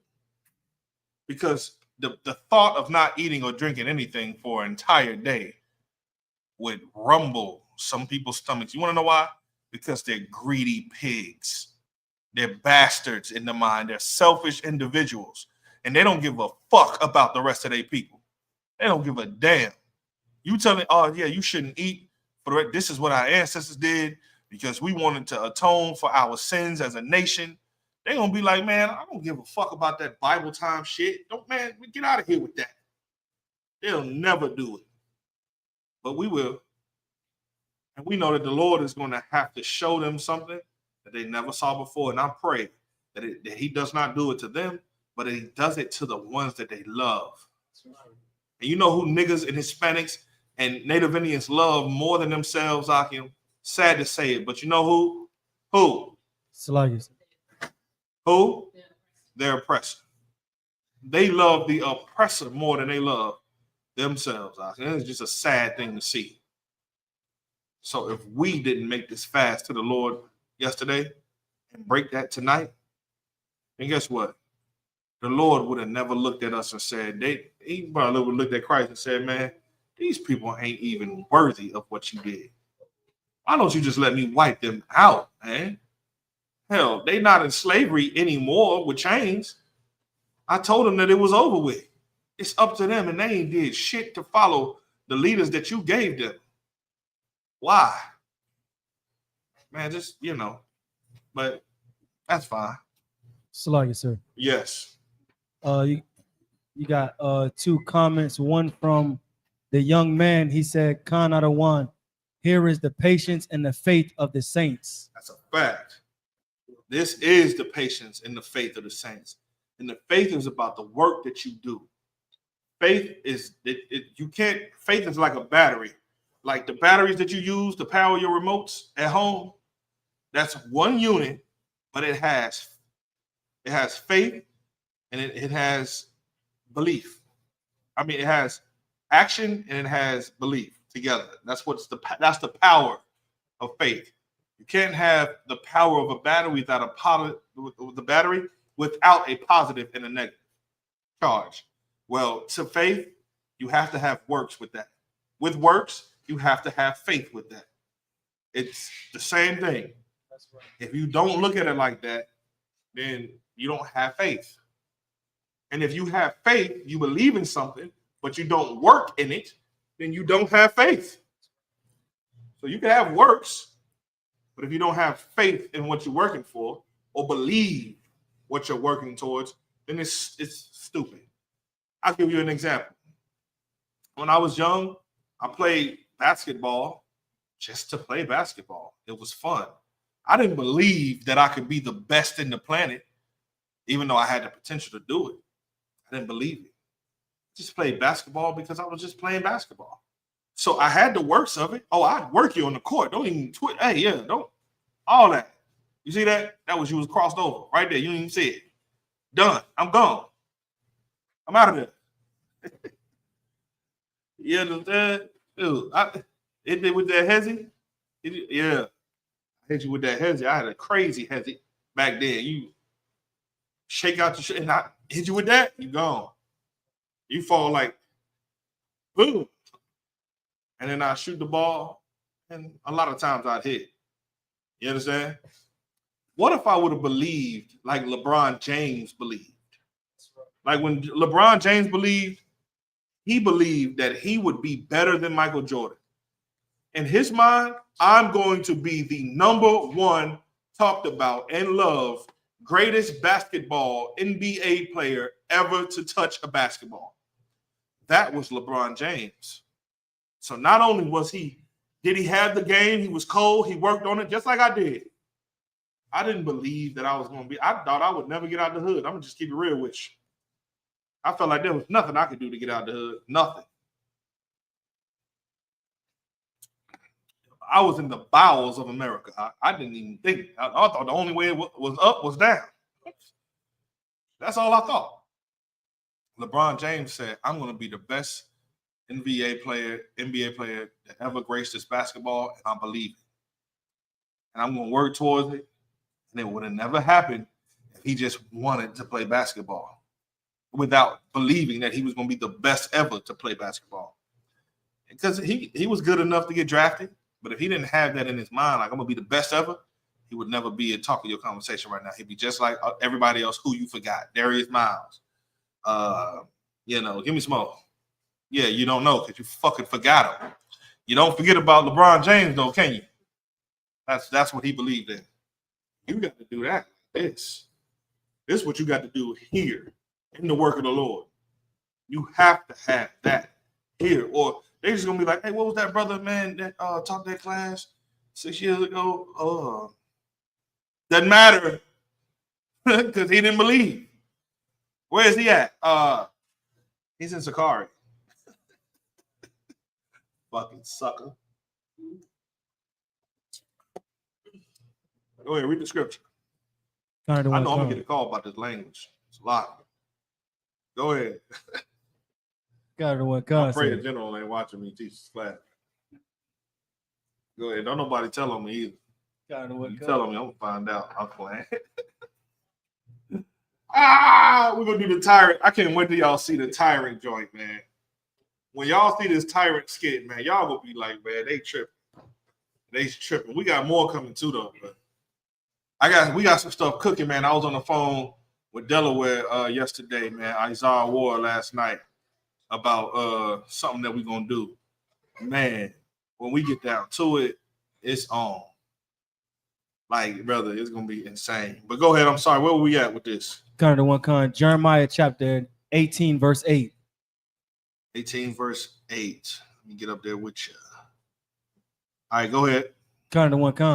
If that nation against whom I have pronounced turn from their evil, I will repent of the evil that I thought to do unto them. That's what the Lord said. If white people want God to not send a military that'll just appear. See, like, I think the problem is white people are looking for aliens to come from a different galaxy or something. Right. When, nigga, it's interdimensional. You understand? You got angels literally right here on another dimension in this room. Huh? How do you not think that they can be wherever the hell they want to be, whenever they want to be, how they want to be? They don't have to come from Orion. Who knows constellations? I know Ayar probably knows some constellations. DeBar, you know any constellations? Some star constellations? Not yet? All right, no sweat. He knows his planets, though. You know your planets? You know them? Can you name the planets?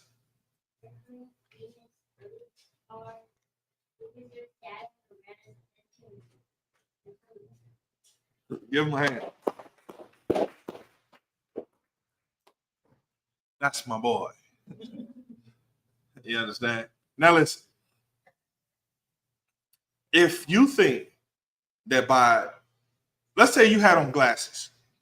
These glasses right here. If I put these on my face, I can see things that my eyes can't see right now. Right? What if I put my glasses on, and when I do, Boom, I see nothing but angels in this room. I see one behind you like this with a sword. And then I see another one right here behind you like this with a sword trying to save you. And they're both struggling. One trying to kill you, one trying to keep you awake or alive. And then I take this off and I see nothing. That's the fourth dimension for you, You understand? Who's to say that there isn't a military already in the heavens right now, above the earth right now, that's there just waiting for their king to get off the throne, and they dress for battle right now? Who's to say that ain't even right now? While the white man is looking in Orion and Pleiades, you understand, all these different universes and all that, and they right here. And if they had them glasses and they look up and they go like this, they'll see 200 million unidentified flying objects. You understand? Right there, in battle formation, waiting for their king to get off his throne, or to get off, to leave the right hand of his father and get in that battle and bring the fight together. That's how quick this could happen. A dimension is it's like a rip in the time of fabric, or whatever they call it, a fabric of time. Remember in the Bible when we was it's in the Maccabees where the people were in our temple. No devils was in our temple, and they tried to take all our treasures and walk out of there with. They brought a whole army in there trying to do it. And then while they was trying to do it, they was confronted. And then in the midst of everybody that was trying to stop them from doing it, a rip in space and time happened. And out of nowhere appeared an angel, notable in his strength, dressed and to impress. Out of nowhere, appeared out of nowhere in front of everybody. Imagine right now, there's nothing right there, and then a leg comes out of the you know what I'm saying?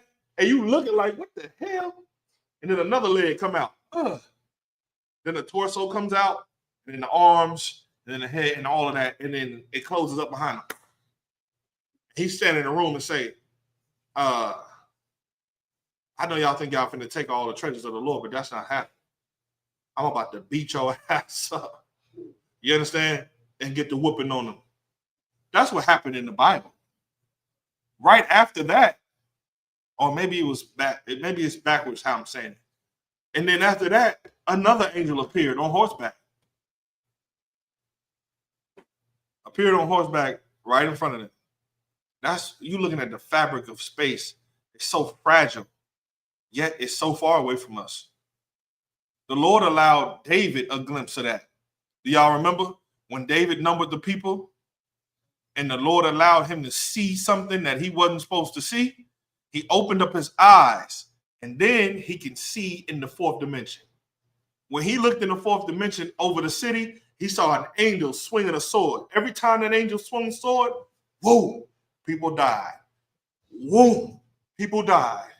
Whoa, people died in the fourth dimension. Here's another one, y'all. Remember when the cat was trying to ride the donkey, but the path was blocked by the angel, but so the donkey was like, nah, I ain't doing it. Y'all remember that story? What it was with Balaam? Yeah, with Balaam. And he kept kicking and hitting the donkey, trying to say, let's go, let's go. The donkey got tired of him hitting it, and the Lord opened the mouth of the donkey, and the donkey said, nigga, it's an angel right here. I'm not finna go. He's like, what? No, you gonna move. He said, nah, I'm not going. And then the Lord allowed him to see. Like, it's how quick it is. It can happen just like that. Bing, in a blink of an eye. Now you've seen something that you didn't think you're gonna see. If America was wise, they'd vote in a president that would move them towards them repenting for what they did, the evil that they did to blacks, Hispanics, and Native Indians. But to them, they feel like they so far in. They think ICE is going to get rid of every Mexican here. They're not even, listen. Right. Let me tell you something. They're not even going to the niggas that running the gangs and selling all the drugs. They ain't messing with them. Right. There's niggas over here now that I know that nigga, they ain't worried about ICE. ICE know they ain't worried about them. Because the moment ICE come try to run up on them, they finna give them cartel war in America. And America just really ain't got time to be fighting nobody that's gonna fight back. You know who they going to? They going to the hard-working farmers of our people out. They going to the sisters who got multiple children with a man who got over here illegally 25 years ago. He got his damn green card. He worked for it. He got his green card now. He's not illegal anymore. He got kids that were born here in America. You going for him. This brother has a truck and a trailer rock, and he's feeding a whole community of my beloved Hispanic brothers off of crumbs that you give them. Go ahead, I. Can I get a refill, please? I'm on the box. It's heavy that you say that. Say at the slave, dude. AG. I work with the dude from Thailand. So he got a green card here. Mm-hmm. You know, he told me he feel like he's living an American dream because he's a white woman. Yeah. I told him, like, look, he ain't experienced nothing yet with America. You know what I'm saying? You only been here for a short time. We've been here all our lives, man. America ain't some happy place. Right. You know what I'm saying? That everybody that live in other countries think they is, you know. I told him, shit, what you got is what we want. You know what I'm saying? You got your own country. You able to be around your own people. Yeah. Build your business. He told me he owned land over there. I'm like, then why are you here? Yeah, that's what I'm saying. I'm like, why are you here? You know, but it just, he ain't got to worry about ICE. Nah, he don't. He's an illegal immigrant.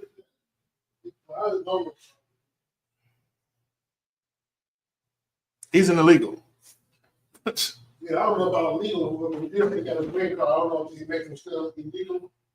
It's Mexicans with green cards, people from Guatemala, Panama with green cards, people from Honduras with green cards right now in America, and they scared, nigga. Yeah. You understand? They working hard with green cards. Somebody help me out. You tell me I'm lying. I know some brothers right now that know they got green cards and they still horrified out here in Milwaukee right now with green cards and are terrified. Go ahead, please. No, sir. I mean, there's already people with American paperwork that have been arrested and taken to facilities. You know what I'm saying? And they're telling them too, like, I got my ID. Look, they don't care. They ain't hearing that. Yeah, give him a hand. They want to put that fear on them because they know that's scary. Give him a hand. If you thought this was about finding illegal aliens or immigrants in America and all that, that's not what this is about. This is about oppressing the Lord's people out even more and displacing more families. They just found a more craftier way and sophisticated way to do it. And here's what I got to say to all my niggas in America who think that this is not going to touch you. You're an idiot. You're what you call a dumb, drug-induced child. You don't have a clue. Well, you're oblivious, like General Muhammad used to say to General Mayak about brothers who always messing up. He's oblivious, Mayak. He's oblivious. You're oblivious. You don't know that they don't see no difference. They just tell you that they think there's a difference because that's the rhetoric that they have to use. That's the witchcraft that they got to use to keep you asleep and not knowing that those Latinos is your brothers. That's the rhetoric that they use for you. But when they sit down at dinner, they know there is no difference between you and them Latino brothers. Your dumb ass think that. So if they can take fighting men who would go from being farmers and have something to fight for in morality, if they can get them out of the country first, they don't listen. The drug dealers ain't no problem. The drug dealers are helping America, not hurting America. It's the farming Latinos. It's the working family men of our Latino brothers and sisters, the population. That's who they are afraid of. Because if those brothers would know the truth, like I know it, those sisters would know the truth like I know it, those will be fighting men and a potential army that they're afraid of. And wait, there's niggas who feel like that too, that are working men who are fathers and love their people. Oh no, we can't have that. There's no way we can have just the potential threat of Latino brothers who love their family to wake up and to gravitate with black brothers, and for the Native Indians of the same like to do the same. And these people ain't on drugs. These people don't deal in drugs. They're not criminals. They're family men who have something to protect. That's America's biggest threat. Even though we're beat down to a pulp. What are you worrying about us for? You giving my brothers $2 a day for working on a farm doing shit that machines can't even do. What kind of threat are we? Why are we even that? Because the potential of it is great. Mind you, brother, you ain't got to believe the Bible. I don't give it. There's so many niggas in the ghetto right now, man. The Bible ain't, I don't believe that. You believe the Bible? You crazy, dog. You believe the Bible. Let me tell you who believes the Bible. White people. White people believe the Bible. Like, you think they don't, they do. And all they got to do is read the Bible and see that, damn, if there's a just God, we're about to have to pay for what we're doing to his people.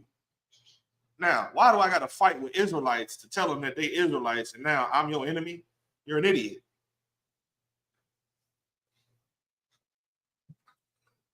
Go ahead. Stockholm syndrome and that brainwashing. People think that's not like powerful. It's really powerful. You know what I'm saying? To convince, like to have someone thinking that, you know what I'm saying, this person is better than my own people.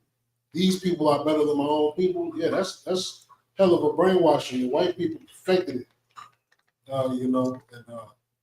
Yeah, it's just crazy. And it goes back to the point what you were saying earlier one night that what did we do to them? We ain't even do nothing. You can ask any white person, y'all racist, but what y'all racist for? And it's like me watching this video one night where it's a group of white people, they talk about white men fight back. White men fight back against what? You know what I'm saying? After the whole Charlie Kirk thing. I mean, you know what I'm saying? Ain't really nothing to fight about. You know what I'm saying? I got everything. Can I read something to y'all? Let me read something to y'all. A study on dogs. You want to hear this? Y'all be like out there in the world. I think y'all think that white people do experiments for no reason. Do y'all remember when there was a time of this boom that they was doing social experiments on social media to black people? Like they would go to the ghetto, they would send people to the ghetto, niggas to the ghetto and go where the toughest people are and do some of the most craziest stuff that can get you killed. Like they'll go to East LA and be like, yeah, you thought about you, like on a block where people die. And then they run up on them, pull out guns. What you say? It's just a prank. It's just a prank. Y'all I've been watching that called Top Notch Idiots. Top Notch Idiots. What about the gold digger pranks? The gold digger pranks are another desensitizing tool that they use to get you on the spot that they need you to be at. The gay pranks, walking up to a man in the store, talking about oh, you look good. Yeah, what's going on with you, daddy? Blah, blah. They doing that. Or it's like this elevator prank where a cat will be going up the elevator at the same time a dude coming down the elevator with his fine ass wife, and then he'll reach over the elevator and grab her hand and be like, what's up, baby? And then he'll run down the elevator and be like, yeah, baby, in the man's face. Yeah, baby, you know what I'm saying? What's going on with you? And blah, blah, blah. Oh, this your girl? Oh, man, I just want to know if she can have friends. And then the dude, about to get his ass knocked out, he go, no, it's a prank. And then you go, okay. That shit won't work with me. I don't give a fuck if it's a prank or not. I'm about to prank too. That's how you prank. This how I prank. Brother, catch it on camera. I want you to catch this on camera. Play with me like that. I don't play like that. So if you ever see me and my rig going down the elevator, think twice. Think twice, because the moment you even reach over there and grab her hand, I'm on your ass. Fuck going down the elevator. I ain't even wait for the elevator. You gonna see a nigga 300 pounds leap over the elevator, get on your side, and smush your face into the escalator. It's over with, all right? Don't play like that. You can play with certain people, and then certain people you just can't play with. But they put that on the internet so that you can see that, and then nobody will be able to, oh, it's just a prank. It's just a prank. The more of us that say, oh, it's just a prank, it's just a prank, the more of us that do that, you're desensitized. If they can get more black men and Hispanic men to think, oh, man, he just kidding, man, it ain't that serious. Brother, that's egregious for you to play with a man's woman like that, for you to play with a man's sexuality like that, for you to play with a man's, just will to defend himself, and then go, oh, it's a prank. Oh, okay, all right. I bet. People that got killed behind them pranks before. That's what they're not telling you. And they don't tell you the real statistics because they don't want you to know. Just like with smoking weed, you know how many people die from smoking weed every year? They don't publicize that because they want you smoking weed. If they didn't want you to smoke weed, they'd make commercials like that opioid shit that they be doing because the white people. Opioid abuse. It affects so many people. You didn't care about that when Frankie Lyman was doing you know what I'm saying, dope. You didn't care about it then. Frankie Lyman was goody on heroin. You didn't care about it when Ray was doing it. When Ray was, yeah, hey baby, how you doing, baby? Tie this up for me, baby, right here, baby. No, hold on. Look, right there. Right there. You didn't give a fuck then, did you? Now, that wasn't an opioid problem for you. It was for us, and it devastated us, man. You know what you do instead? You make a movie called American Gangster and glorify it. That's what you do. But can we make a movie about Todd and Connor and Megan, Alyssa? Can we make a movie about them being strung out on opioids, blowing up high schools, cutting themselves, committing suicide? Can we make a movie about them on meth? Can we do that and glorify it and make it a staple? No, we don't do that. Instead, it's a social experiments are something that they've been doing. Now, there's something that they do in private experiments. Like you'll see them, experimenting on mice and on hamsters and all of the other kind of stuff that you would think is so mundane to even do. Like, why are you even doing this? I have no clue why you're doing this. They have a clue. They study animals and see how the effects work on animals, and then they try it on you. Why? Because they look at you still today as an animal. You're just an American animal. You're a good American house pet. America view you as a well-trained dog. Well, here's an experiment. Let me read this for y'all. Can I read it? A study on dogs in electric cages was a psychological experiment in the 60s by Martin Seligman and his colleagues that led to the theory of learned helplessness. Black people, Hispanics, and Native Indians, you suffer from learned helplessness.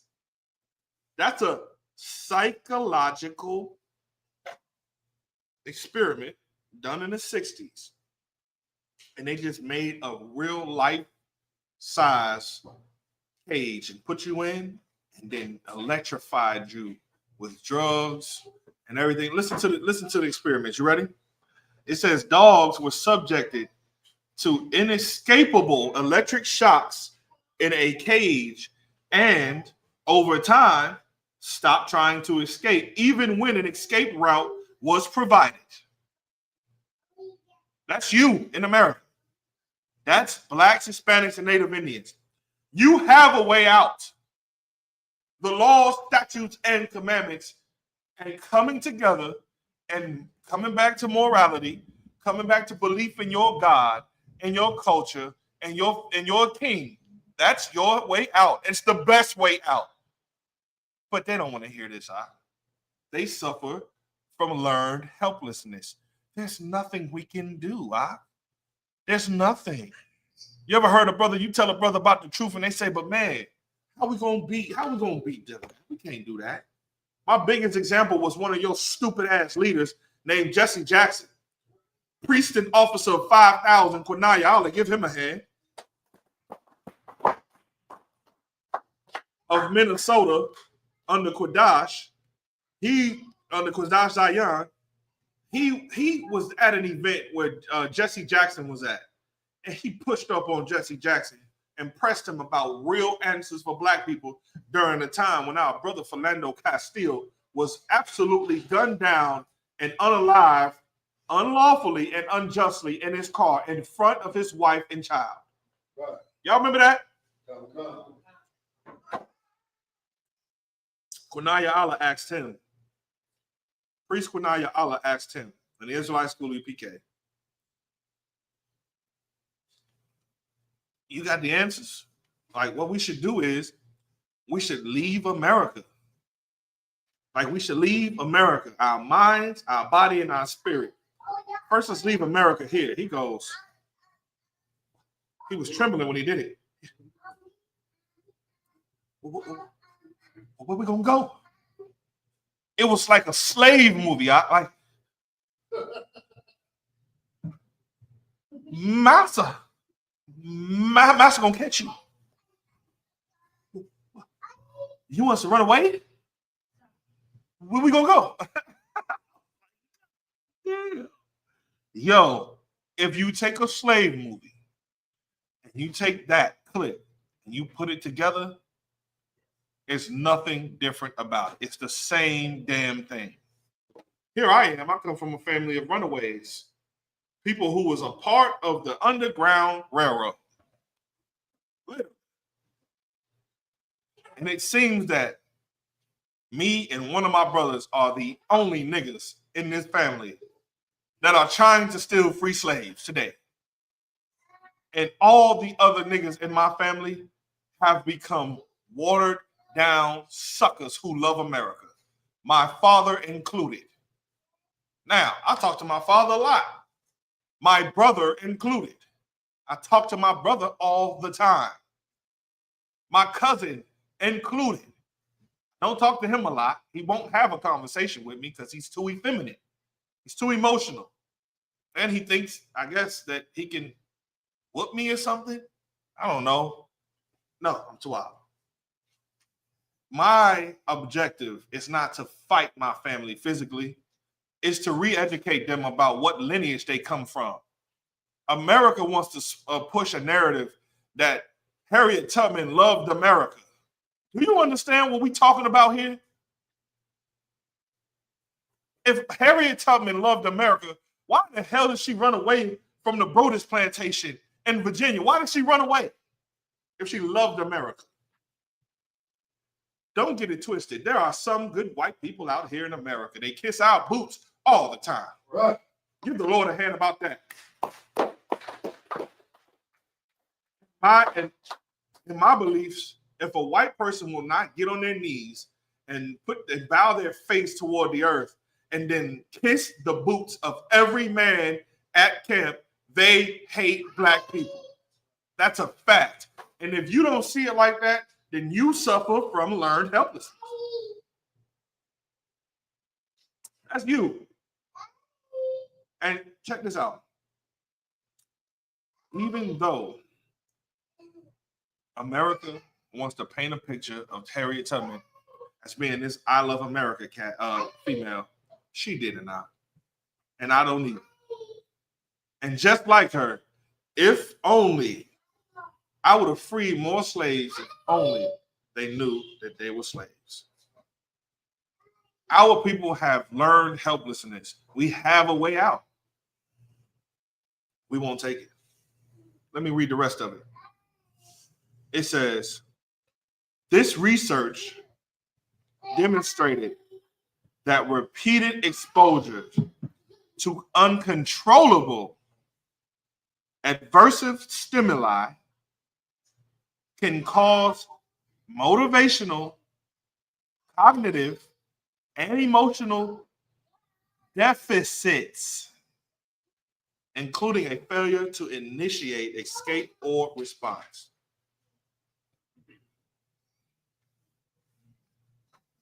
Let me ask you a question.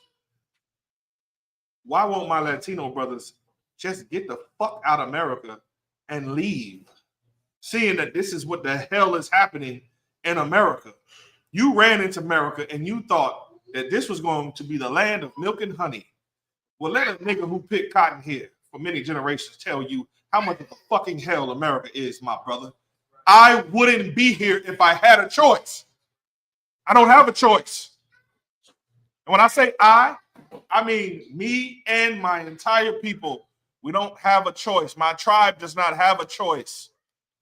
And I know some of you brothers and sisters don't either. But collectively, we do. We have a choice. Because we can remove our soul, our money, our energy, our time, our life, our love from America. Band together as a people. And let me help you understand what they would never do. They would never come and get us if we were together. We are the only protection that we have for each other under the Lord's law. That's it. Somebody help him, please. Somebody help this guy, this little guy. Before I have ZQ put him out of the class. ZQ, this brother is disrupting class. Among a bar, I need you to stand behind him. Help him out. You got to go, brother. Bye. Bye, man. You got to go. You got to leave the class. You try it again later, okay? All right. No sweat. Thank you. You want your mama? Yeah. Go to your mama then. Man. Go to your mom. He like, I'm going to my sister. You go to your mama. You're the Lord of hands. New generation. Right now, he don't give a damn about what we talk about in this class.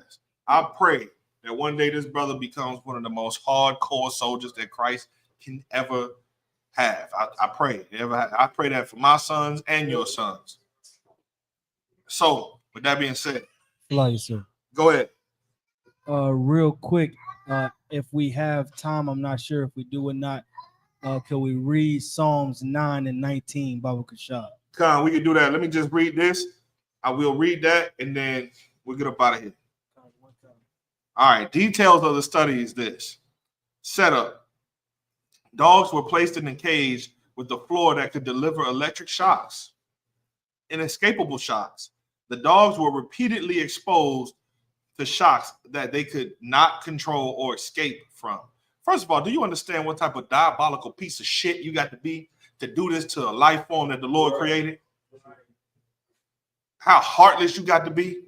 And if they'll do this to dogs, believe me, whatever they wrote about in slavery about us was true. It's true. And whatever you think they're doing to our Latino brothers right now is true.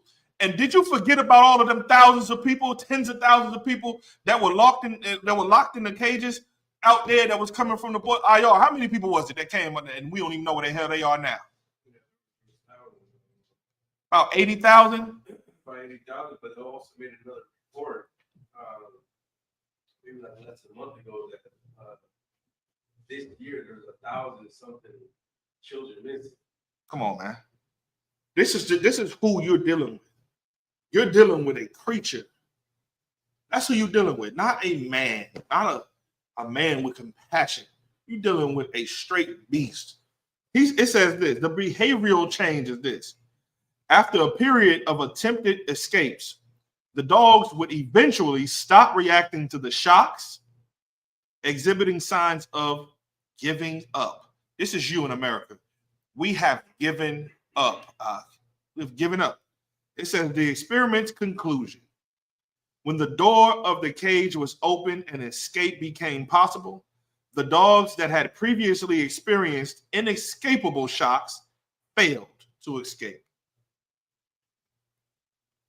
Now, here we go. Listen to this. Learned helplessness. This phenomenon observed in the experiment is known as learned helplessness. It describes a state where an organism learns that its actions have no effect on the outcome, leading to a cessation of effort to control, a cessation of effort to control or escape an adverse situation. Motivational deficit. The dogs lost motivation to try and change the situation. Cognitive deficit. They were unable to learn and adapt to a new situation where escape was possible. Emotional deficit. The experience caused signs of depression and stress. What do we suffer from today in America? Every Black, Hispanic, and Native Indian has PTSD. You're born with it. Why? They did experiments on you. You forgot? Now listen to this. Modern implications. The concept learned helplessness derives from the studies is now understood to apply in other contexts, such as the use of electronic shock collars. Many ethical organizations and experts advise against the use of these devices due to the stress, pain, and fear they can inflict on dogs, potentially leading to similar behavioral shutdowns and inappropriate, aggressive, or anxious responses. Now, let me ask you a question. If they know that this is how dogs will be, if you shock dogs, they're afraid of similar behavioral shutdown and inappropriate, aggressive, and anxious responses. What do you think they think about you? They know that after a while, if they keep on doing this to you, eventually you'll have one of those inappropriate, aggressive responses or anxious responses. And you want to know what anxious people do? They hurt people. But guess what? We're the dogs that turned on other dogs. We're the race that turns on our own race. We don't see our enemy. And we feel helpless. And we were taught that through Christianity and the opposite of the Day of Atonement. You learn every day is a day of indulgence. That's what you think. Every day I got to get up and I got to eat my fill. I got to drink my fill. And I got to stop other niggas from eating. Because if I don't, I ain't going to have enough to eat. That's the opposite of the Day of Atonement. The Day of Atonement is about afflicting your soul so that others can live. That's what the Day of Atonement was about. That's why that chicken tastes so damn good. That's why them fries were great. That coleslaw was from heaven. I'm still sipping on some of this pop, some of this pop. And that's why I'm happy to have shared it with you brothers and sisters in this room. Give yourselves a hand up. Get that scripture. Turn to one con. So it's the book of Psalms, chapter 9, verse 19. Arise, O Lord, let not man prevail. Let the heathen be judged in thy sight. Good night. And that's what my prayers are. Let not this man prevail over us. And listen, I don't give a damn how much you teach somebody to have helplessness in the Israelite School of Universal and Practical Knowledge under Commander General Yohana. We teach Black, Hispanic, and Native Indian men to have a sense of helping yourself. It's called being free. Education is the key, Akim. If education was the key to put you in this cage that you think you can't escape, then education is also the key to get you out of this place where you think that you can't leave. I'm telling you right now, you can leave this place and you can still be alive and well when you do it. If you want the answers to how to get the hell out of the cage, Commanding General Yohana has those answers. Coming to a school near you, or don't. Be one of them stupid ass dogs in a cage that love America. And then that way I could just open up the cage and I don't have to worry about you leaving at all. Let me tell you something I don't have at home. I don't have a dumb dog at home. My dog will bark and bite your ass. You understand? And she always has a wild side. Don't get it twisted. She just snapped the damn cord today. I'm talking about a metal cable. Snapped it today because she wants to be free out of that backyard. Here's one thing about that dog that she'll always do. No matter how free she gets and how much she gets to go wrong, she's coming back home. And that's you. That's you in America. No matter how free you think you are, you end up celebrating birthdays anyway. No matter how free you think you are, you end up celebrating Christmas like a good old dog. What else you do? Halloween. That's what's coming next? Halloween. Ooh wee.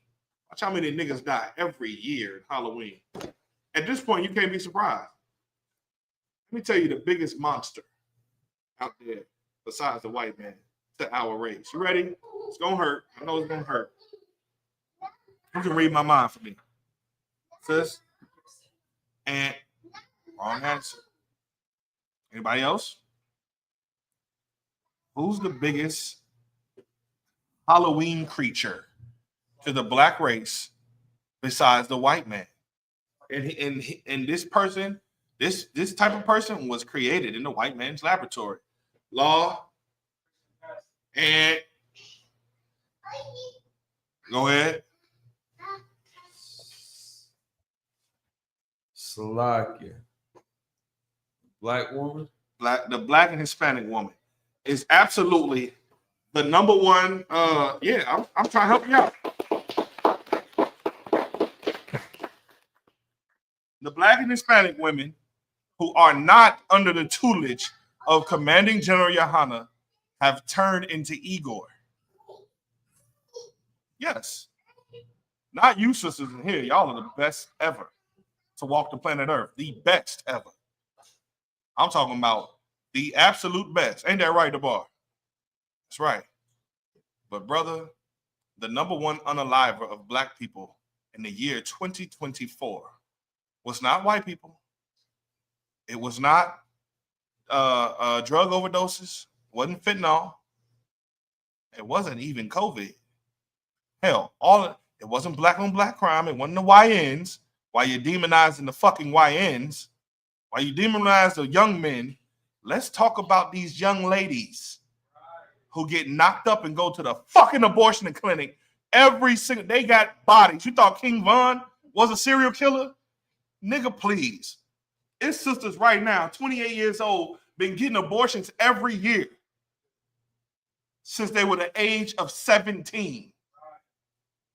2 or 3 of them, motherfuckers, in 1 year. 28 bodies of their own. Their own children. 28 bodies. Can somebody give me the numbers before we close this class out on how many abortions were done in the black community in the year 2024?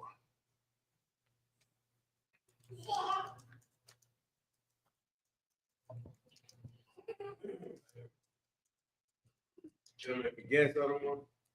Yeah, so you can make a guess. Hold on one second. Hold on one second, Lacombe. I want to say about 300,000 plus. In 2024? Go ahead. In 2024, an estimated 1.14 million abortions were performed in the United States alone. Okay.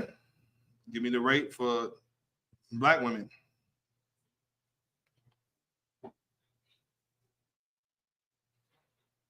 Out of that, Black women had a disproportionately high rate in abortion in 2024, while Hispanic women had a higher rate than that of white women.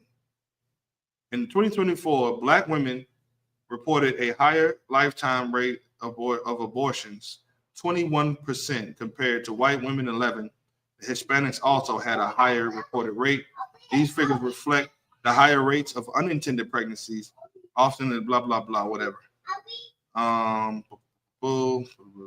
Underlying causes, comprehensive lag, disparities, abortion color, blah, blah, blah, blah, reported legal abortion. Racial change. Let's see what this is.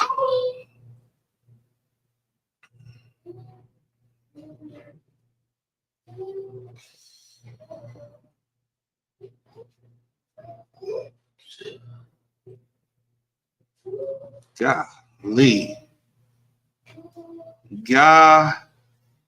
Godly.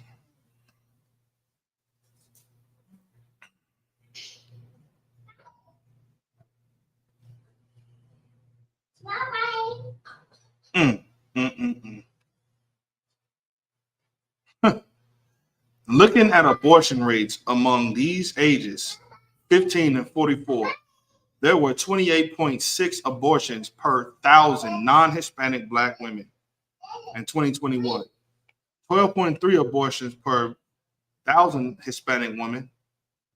Good night. This is insane.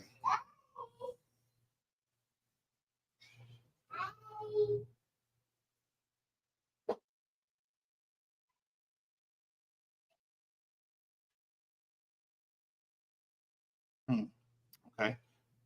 All right, now watch this. Here's how you do it.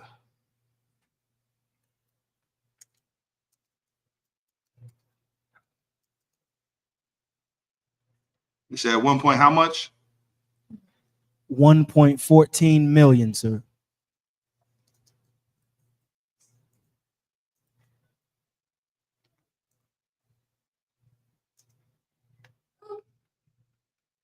How much did you say, IR? He closer to it. Now that's just with Black women alone. Now let me combine Hispanic women. So that's 240 right now.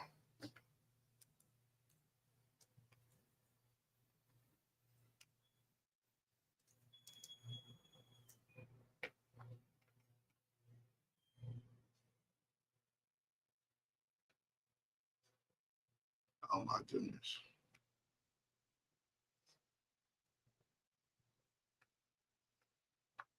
$500,000 abortions. 500,000 abortions last year, according to the numbers they gave. 19% of 1.14 million is 2016, 216,000. And then with Blacks, it's 240,000. You combine those, you got 457,000 abortions and 600.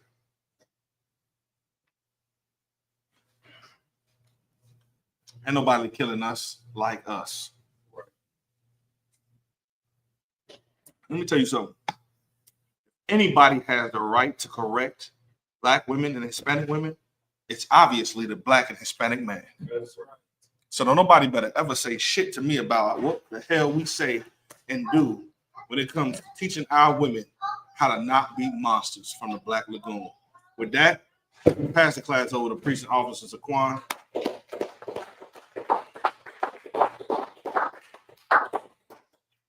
I wanted to say Zaquan Matabak. I ain't gonna do that because Kawan Matabak gonna call me and be like, "Slocky, Cal." Well, man, that's my brother right there, man.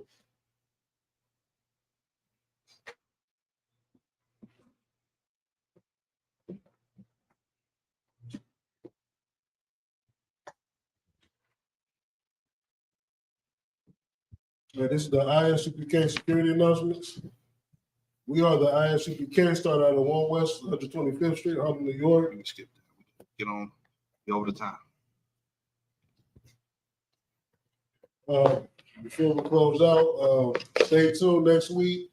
Monday, we're going to have Captain 10,000 Kapash coming to teach, what's that, Matthew breakdown? What, Matthew 16? He coming in the flesh? Oh, no, I got to call him. I got to call him. That's cold. That's cold-blooded. So, yeah, stay tuned for that. And then also, we got what's that? The Tabernacle? Yeah, the day, Feast of Tabernacle, which is the 5th, October 5th. All right. But with that, men of Israel, Madia, let's stand. We're going to do a courtesy salute to the teacher. Men of Israel, Madia, Madia Shabbat, Madia, Barak, Yahweh Shabbat Shabbat Thumb. Elmtai, Sar, you want to turn and face Agwathian? Agwathian, Madia, Shemi stand. Men of Israel, Madia, Madia Shabbat, Madia, Barak, Yahweh Shamar Allah Hashem Yahweh. Elmtai, class dismissed.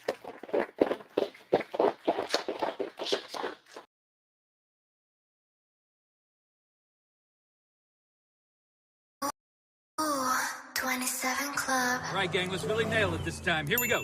A 1, a 2, a 1, 2, 3, 4. Been in this shit for some years, I ain't never left. Nigga try to save his life like he's scared of death. I got Hillstar on my body, bitch, I'm heaven sent. Hey, this UPK ain't nothing, we on fellowship. Been in this shit for some years, I ain't never left. Nigga try to save his life like he's scared of death. I got Hillstar on my body, bitch, I'm heaven sent. Hey, this UPK ain't nothing, we on fellowship. Florida Lee on my top, this a Saints hat. This the third can't be been in, he a J-Cat.